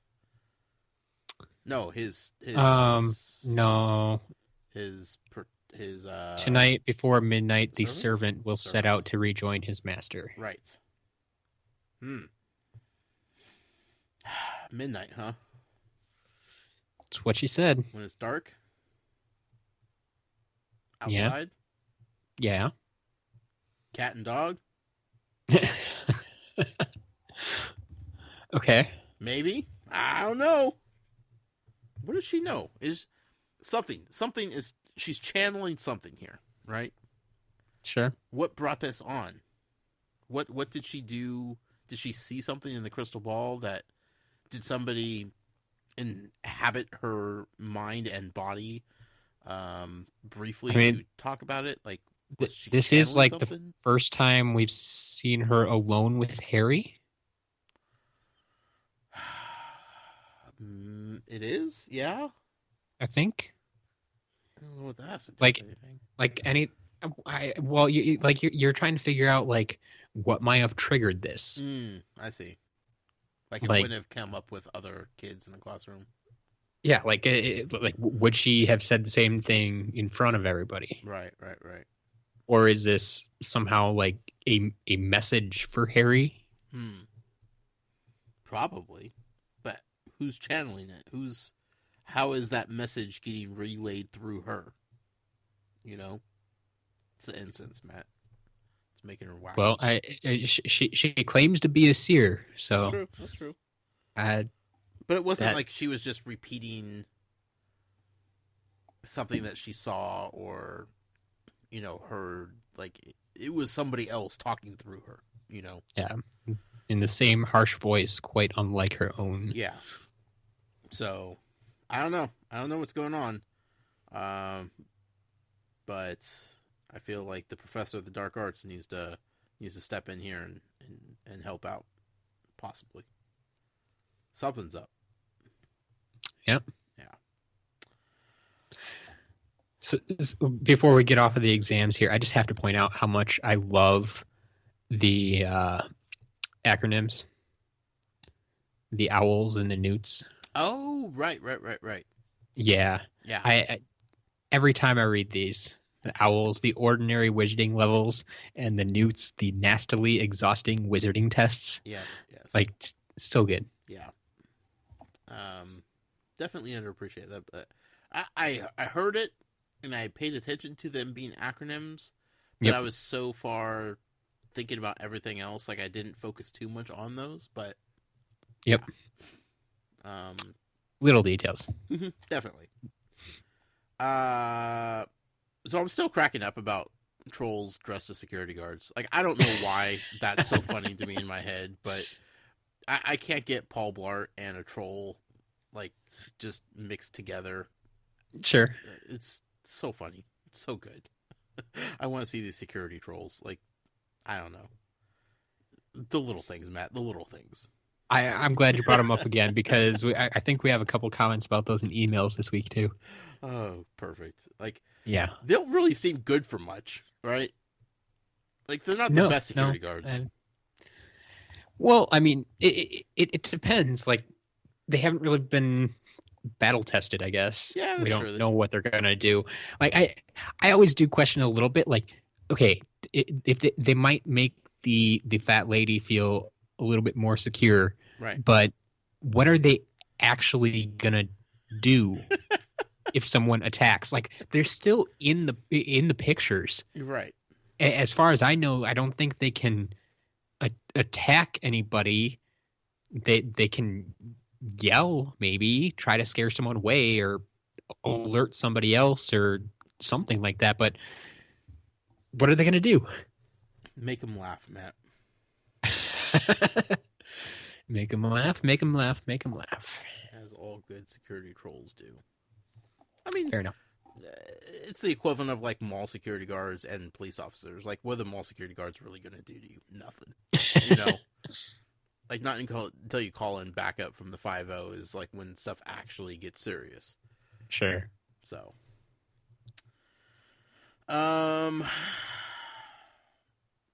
This last part of the chapter, man, this was tough. Like, honestly, and, like, now that I'm starting to think about it again, like, I'm starting to tear up a little bit. Like, this was a tough end of a chapter. Sure. Yeah. I raw and emotional. Having known you for a couple of years now, like, I figured you might take this kind of hard. Yeah, especially with how attached you get to some of these characters. Yeah, and, like, okay, like, losing, like, Buckbeak, okay. I'm not attached to the Hippogriff, per se, Yeah. But it hurt to see how much pain Hagrid was in. Exactly. Like, that sucked. And he was beyond just being upset. Like, I think, Ron even made a mention of, like, the newest letter, like, didn't have water spots from his tears, but it was so shaky, like you could tell, like his hand, like he couldn't keep it still long enough to almost write legibly. Like that's how much he was shaking and emotionally just worked up. He wasn't just sad and crying. He was beyond that. He was beyond the point of just crying and being sad. Like he didn't know what to do with himself.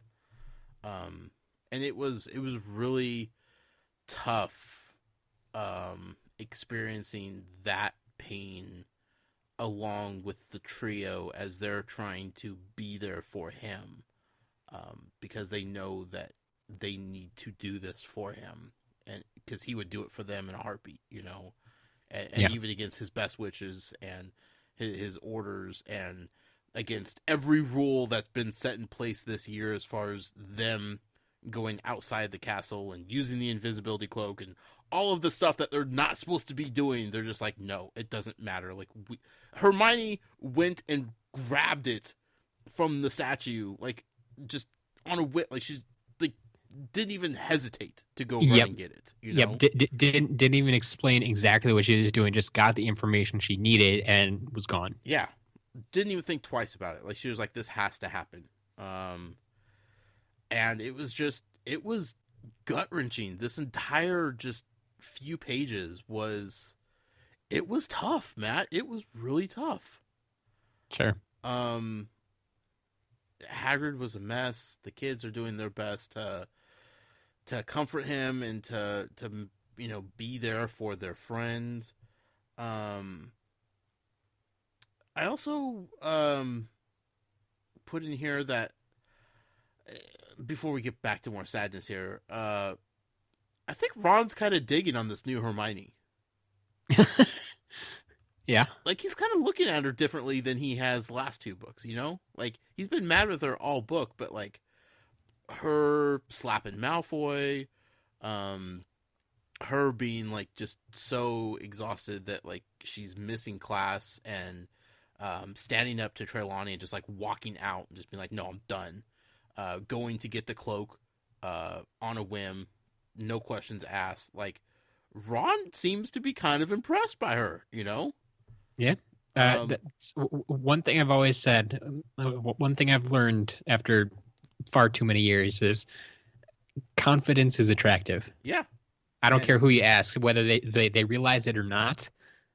Confidence is attractive. Sure. And he may be a dumb 13-year-old boy, but he's a 13-year-old boy, like he's starting to see some things in different lights here. And whatever is going on with Hermione that we don't know about, there's definitely some things going on that Ron is paying attention to and finally admiring about her, more than just her book smarts, more than just her determination to be, like the best student and overall a good person.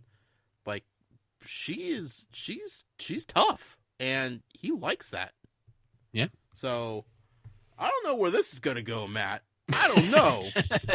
But we may be seeing something develop here before our little eyes.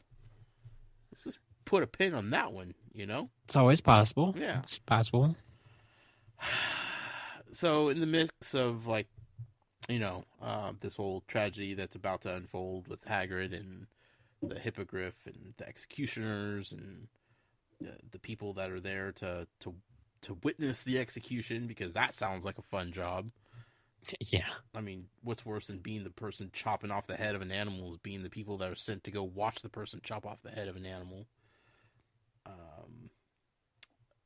Scabbers returns. Yeah. He kind of shows up out of nowhere. Like they had just finally all agreed Scabbers is gone. There's nothing we can do about it. Yeah. And now he shows up. In Hagrid's hut. Yeah. What's he doing there? Hiding, apparently. He seems to be trying to hide in this jug and doesn't really want to go anywhere. So many questions. Does Hagrid know that Scabbers is there? Is Scabbers hiding from Crookshanks? Right now, I don't think Hagrid is too aware of anything. No, but it's also been a while since Scabbers has been gone. Sure. You know, I'm not saying like right now, like he is conscious and aware that like they just found Scabbers and whatever like the case is, but like it's been a few months since Scabbers was allegedly eaten by Crookshanks. But I wouldn't be surprised if mice or rats were a normal thing to be seen around Hagrid's. Yeah, but Hagrid kind of has a feeling about animals, you know, and Ron's been carrying that rat for 2 years now. Sure. You know, like, there might have been something to where if he had seen him, he would have recognized him to be Ron's rat. But then why wouldn't he have told Ron that he was there? You know, like, that begs the question. Well, yeah. So I guess I would probably say that he didn't know he was there. I think that's a safe assumption.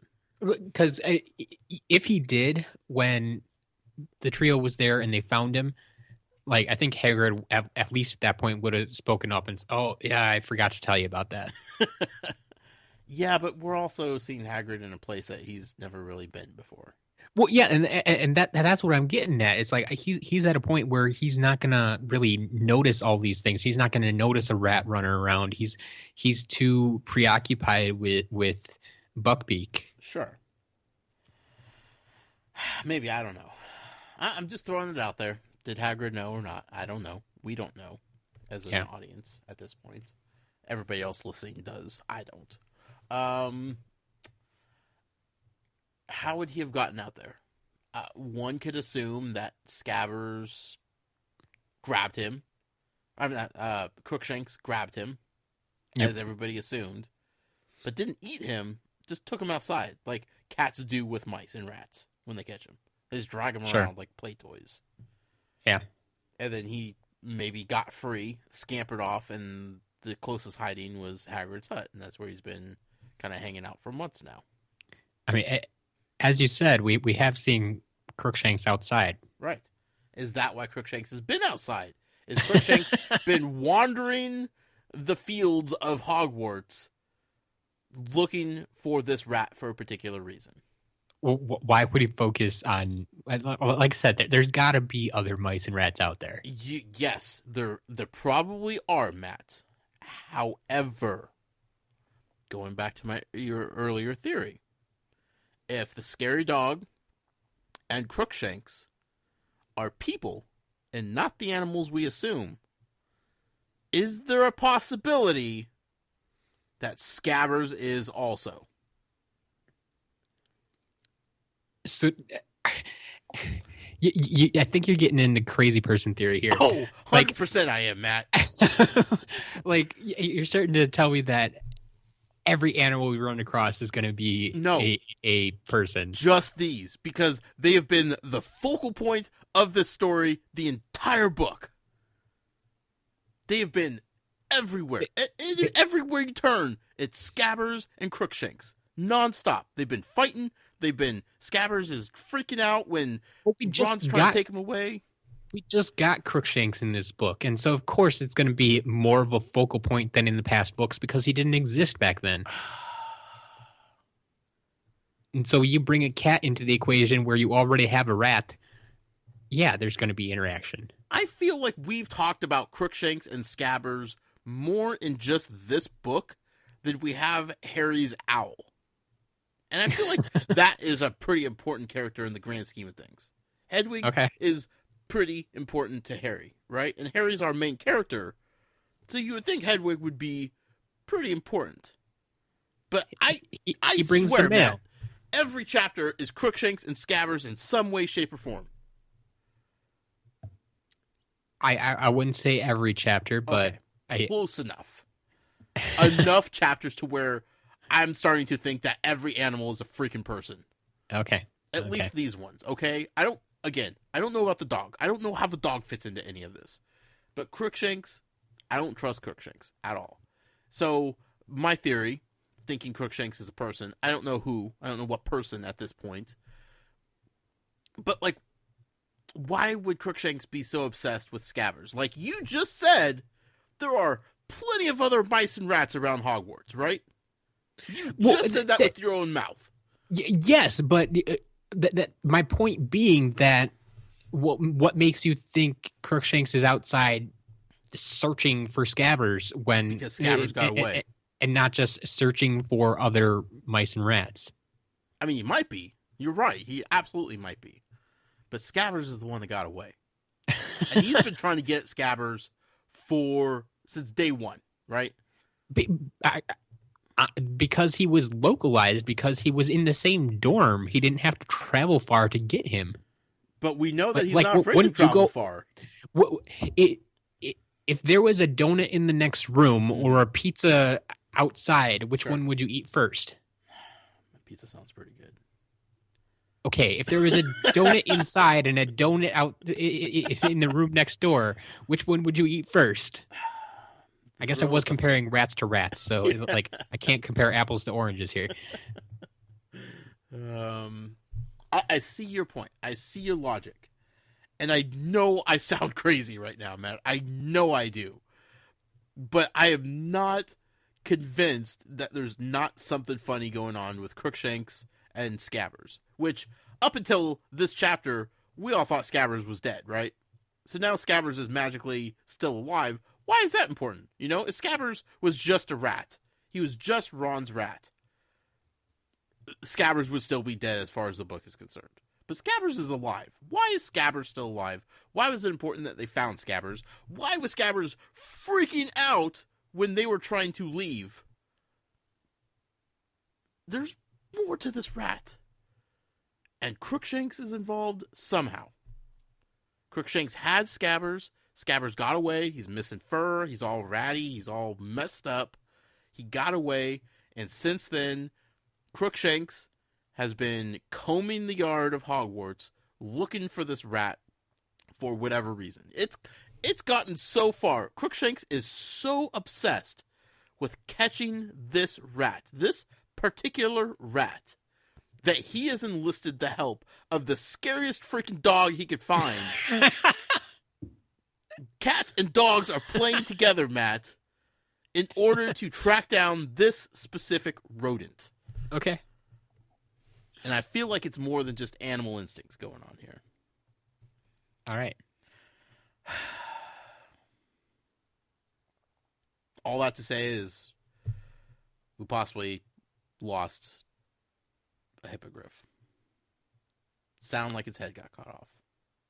Yeah. Not good. Yeah. Now, I'm super sad. I'm super emotional. Not for the hippogriff, like I said. Like, sure, okay. I don't want to see any creatures die like this, right? Mostly sad for Hagrid and how destroyed he is by this and how he feels like he failed the animal, which really sucks. Sure. And Hermione and Ron are also taking on that responsibility also because they tried to help Hagrid help Buckbeak. So like there's all this guilt, there's all this emotion, there's just this overwhelming just sense of failure and upset, right? Yeah. Here's what I can't stop thinking about. The cover of the book has Harry on a hippogriff. It's true. We saw Harry ride Buckbeak earlier in the book. Yeah. Right? Yeah. So maybe that's what maybe that's what the illustration is referencing. Maybe.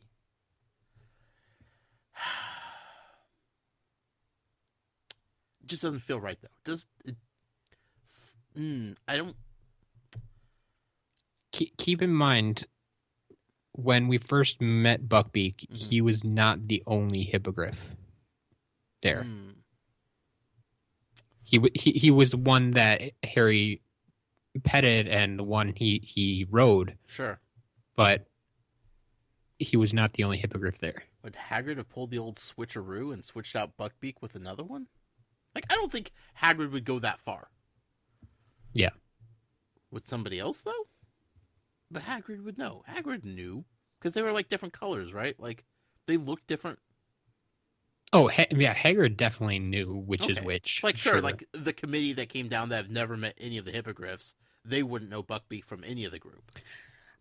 Yeah, I don't know how far they investigated how much they knew about the hippogriff. I mean, Because you go back to this instant, and they're all this is all stemming off of Malfoy's word. Yeah. Like Malfoy took it to his father took it to the Ministry, and we're going from there. right. But how much interaction we know Hagrid supposedly took Buckbeak to London to the Ministry Mm-hmm. once To stand for his trial.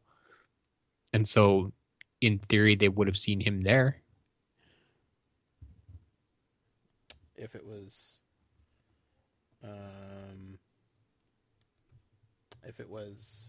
Buckbeak to begin with. I don't know. Unless there's something special about Buckbeak in particular, I don't see Hagrid switching out Buckbeak with another hippogriff. Sure. I don't know. I feel like Buckbeak is important for some reason that I am not sure. Don't even ask me to start theorizing where Buckbeak fits into this madness that is my mind. Yeah. You kind of figure with how torn up Hagrid is that it's got to be Buckbeak. Right. But the chapter just kind of ended with the assumption that the kids heard an axe getting slammed down. They didn't see anything. They didn't really hear anything other than the thud of the axe. So we don't know. I'm sure we're going to find out in the very next chapter. Like, I feel like the answers are right there at my fingertips. And going back to the illustration on the book, Matt, like, okay, we're 3 books in. I know to look at these things now, right? I know that there's secrets involved with these covers. And I don't think Harry's one flight on the hippogriff was enough to warrant the illustration of the book unless something else happens with these things. Sure. Maybe Buckbeak Jr. emerges. There you go. I don't know. I don't know how these things work, man. But that's where we ended chapter 16. And that's True. where I gotta just sit in insanity for the next week. Yeah, pretty much.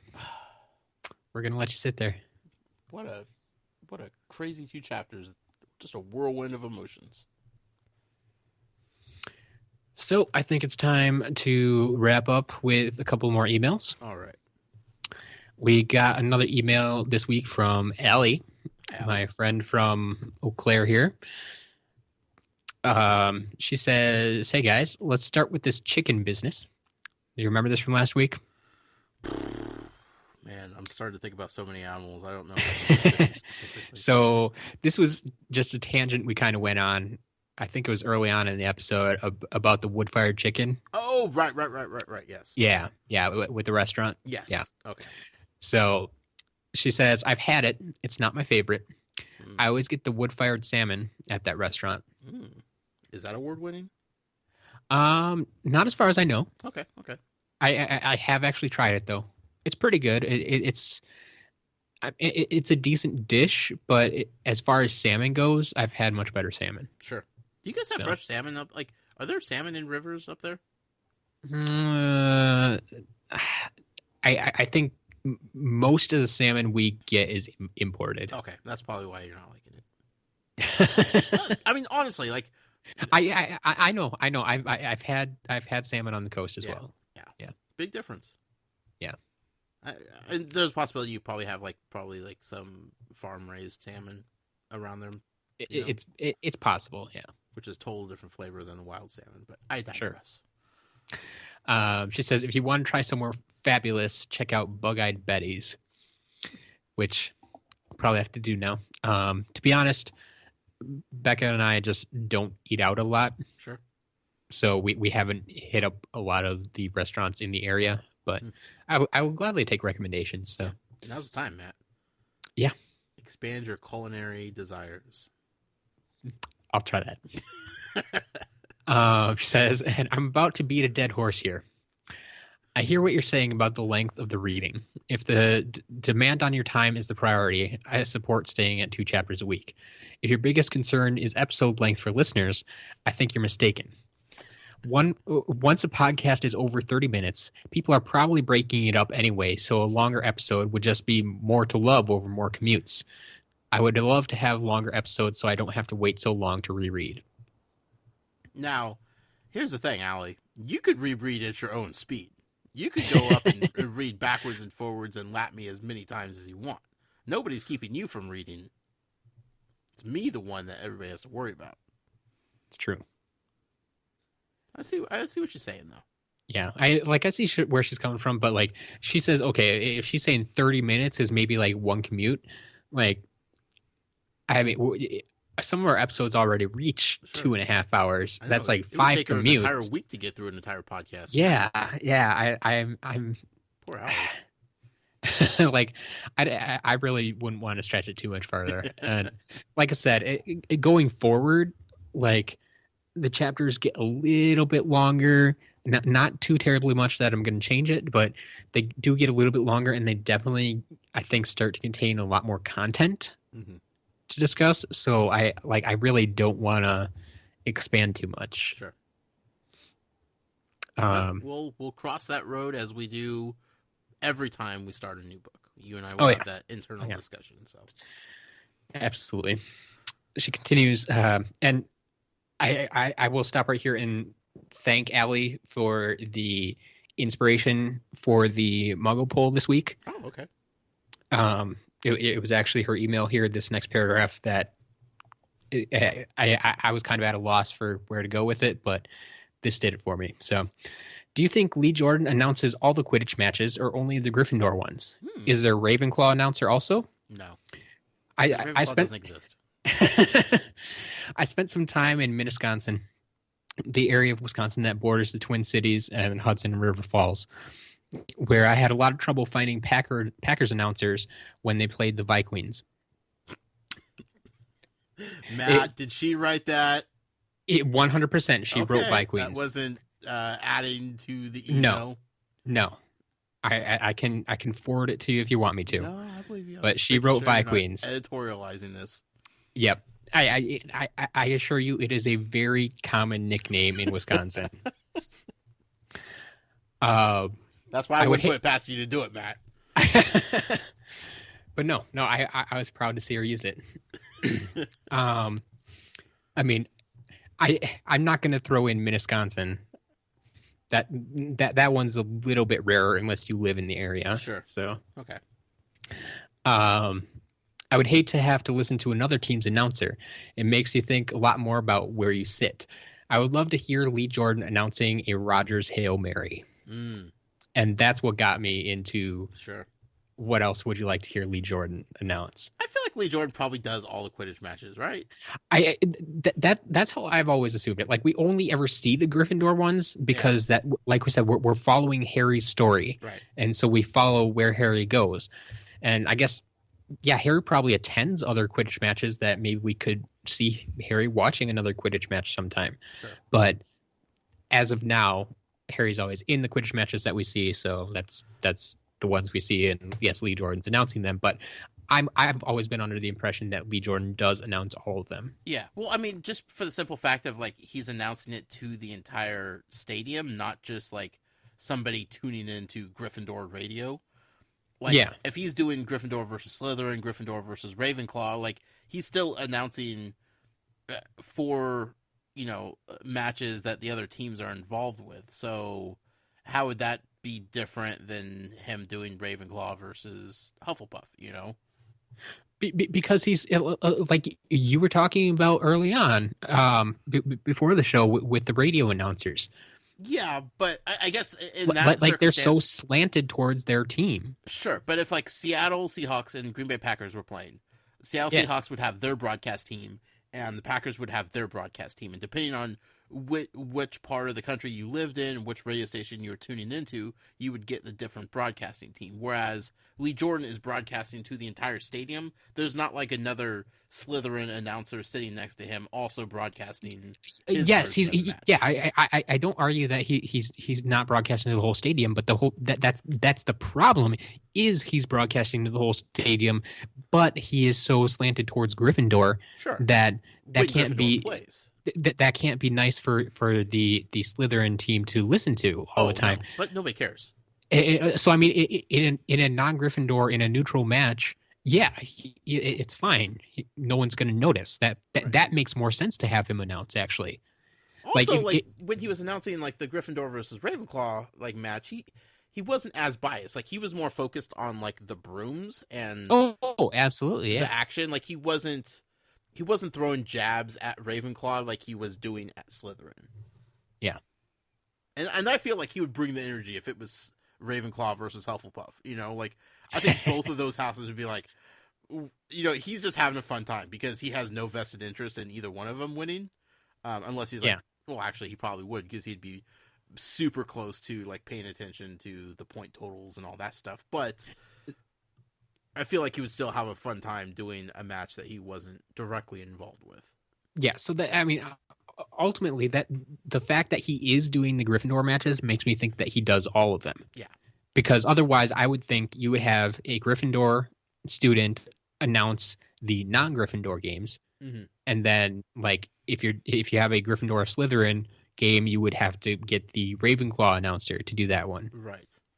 Or if they had like a home team and away team distinction, you know, like the home team has the announcer for that game or whatever. But potentially, I guess. Lee Jordan's the MVP, like I said, and he's doing it all when it comes to Quidditch. It's true. She continues, the reason the princesses had a 4-poster bed was because they lived in drafty castles. They could hang heavy curtains to help trap the heat while they slept. Is that a real thing? I couldn't tell you for sure, but that's what she claims. Okay. She says Hogwarts is also a castle, so I would assume that's why they supplied the 4-poster beds for the students. All right. I could see that being a thing. Seems I logical. don't know for sure. I didn't look into it any further, but I'll take your word for it. Perhaps Allie is a princess. Yeah, maybe so. And then she also says, if you have any insight about how to get back to the iTunes reviews after subscribing to a podcast so I can take my screenshot, that would be much appreciated. So I'm going to put this out there again. We love iTunes reviews.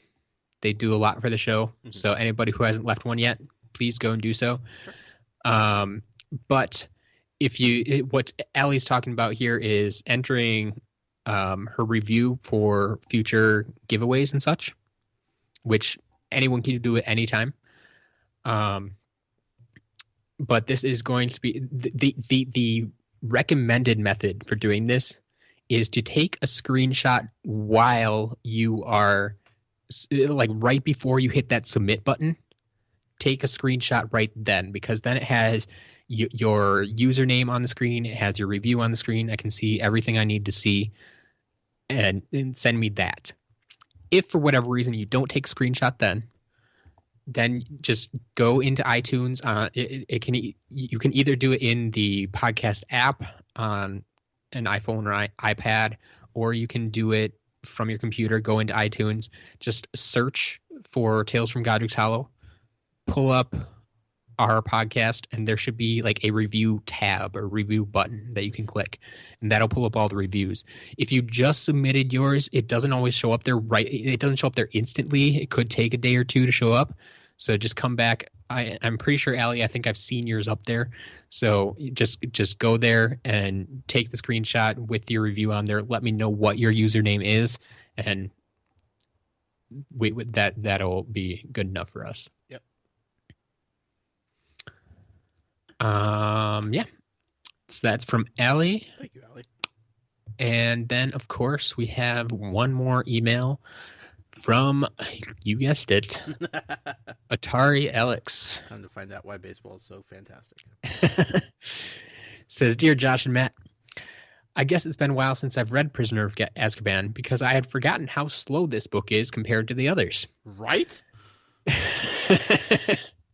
I told you. He commented on it. But now we are on the precipice of action and excitement, and the anticipation is maddening. Oh, God, So in the meantime, I'll make some corrections. Last week, you were wondering what day books are typically released on. Uh-huh. A quick Google search told me that the standard release date for books in the U.S. is Tuesday. Oh, okay. However, Media. upon further research, I discovered that the first 7 Harry Potter books were all released on Thursdays or Saturdays in the U.S. Okay, so they go the Nintendo route and just do something completely different than the norm. Yep, Perfect. with the exception of Chamber of Secrets, which came out on a Wednesday. Sure, why not? So make of that what you will, I suppose. JK don't care. That's what I make. Yeah, I guess like I said, by the time you got to the second, third, fourth book, it doesn't matter when you're releasing it. People are buying it. Sure. Next, I want to discuss security trolls. Yes. For some reason in my mind, I have never made the connection between security trolls and the troll in the first book in terms of size. Me neither. Perhaps this stems from other pieces of Harry Potter media, or perhaps I just have a hard time picturing multiple trolls that are at least a story tall just chilling in a hallway. But whenever I read this book prior, I had always imagined trolls more akin to Boomer from Skylanders, coming up about to waist height on a 13-year-old. While I agree that your interpretation is probably more likely, I think mine is funnier. Sure. Also, in my head, like, if we're being completely honest on, like, envisioning trolls, Yep. I picture trolls, especially, like, the security trolls, looking like the goblins that work at the bank. Okay. That's about the size and proportions that I imagine the trolls to be. So definitely smaller, definitely shorter than we. Able to fit many in a hallway. Well, yeah, the goblins in the bank are even. I think they're shorter than Harry when he's 11. Yeah. So yeah, they're pretty. I mean, that's probably about close to his Boomer size there too. It says, as for this week's readings, like I said before, there's not too much to say. Hermione seems to have completely lost it, which is both concerning but also pretty entertaining. Exams at Hogwarts seem like way more fun than at Muggle school, although I do wonder what happens if they fail to master a spell. If I miss a question on a biology test, it's not a big deal. But if a wizard in training is unable to turn a tortoise into a teapot, are they forced to repeat that class, or do they just go through life knowing they can never rely on using a reptile for an emergency cup of tea? It seems like an imperfect system to me. Wow. Thanks, Alex. There's a lot of imperfect systems going on here. Let's be honest. Also, the fact that he thinks there's nothing to say about this chapter or these 2 chapters when we had a giant squid reference is disconcerting, to say the least. Yeah, there you go. He also thinks baseball is better than other sports, so what are you going to do? Invite him on the podcast to defend his stance.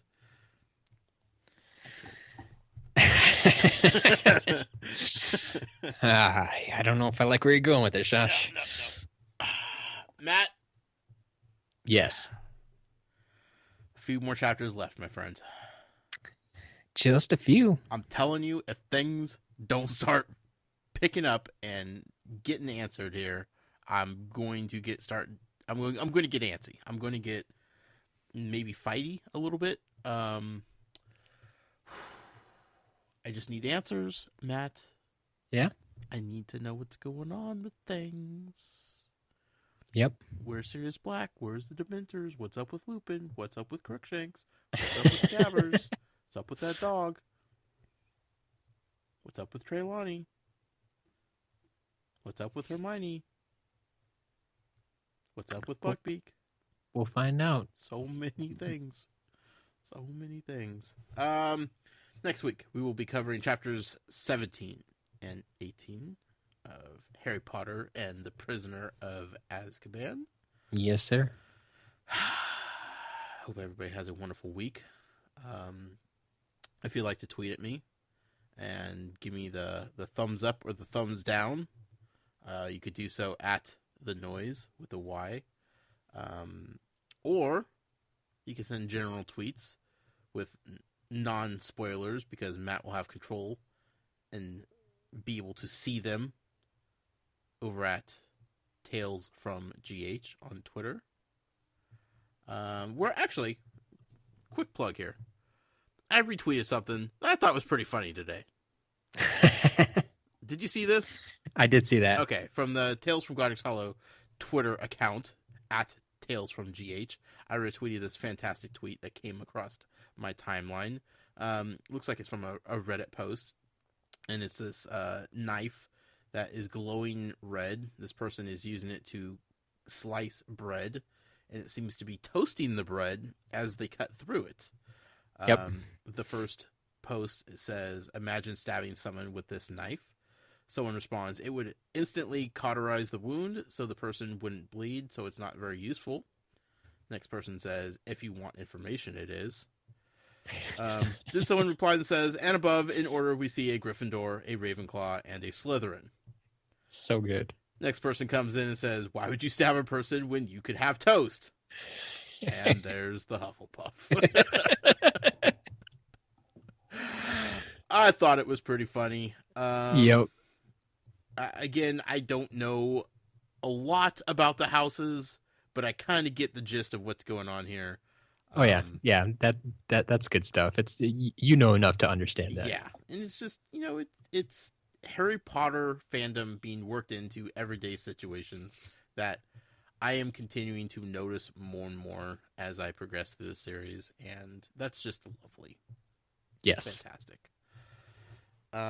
So again, follow the Twitter account Tales from GH, and then if you'd like to support us and what we do, and what we have planned to do for the community and everybody involved, you can do so over at Patreon. Patreon.com/Tales from Godric's Hollow. Matt, where can people find you at? Well, you can find me personally on Twitter at As a Matter of Matt. Or if you would like to write something a little more long form or away from Josh's eyes, you can reach me, the show, at talesfromgodricshollow@gmail.com. That's where to send them. And even if you do send spoily stuff, Matt's not going to show me. He's not going to tell me what's going on. He'll editorialize the emails on the fly to keep things from me. Because that's what he does. He's a good friend. Do what I have to do. It's a tough job, Matt, but you do it well, Again, next week, chapter 17 and 18, Harry Potter and the Prisoner of Azkaban. Till next time, Muggle out. Mischief managed.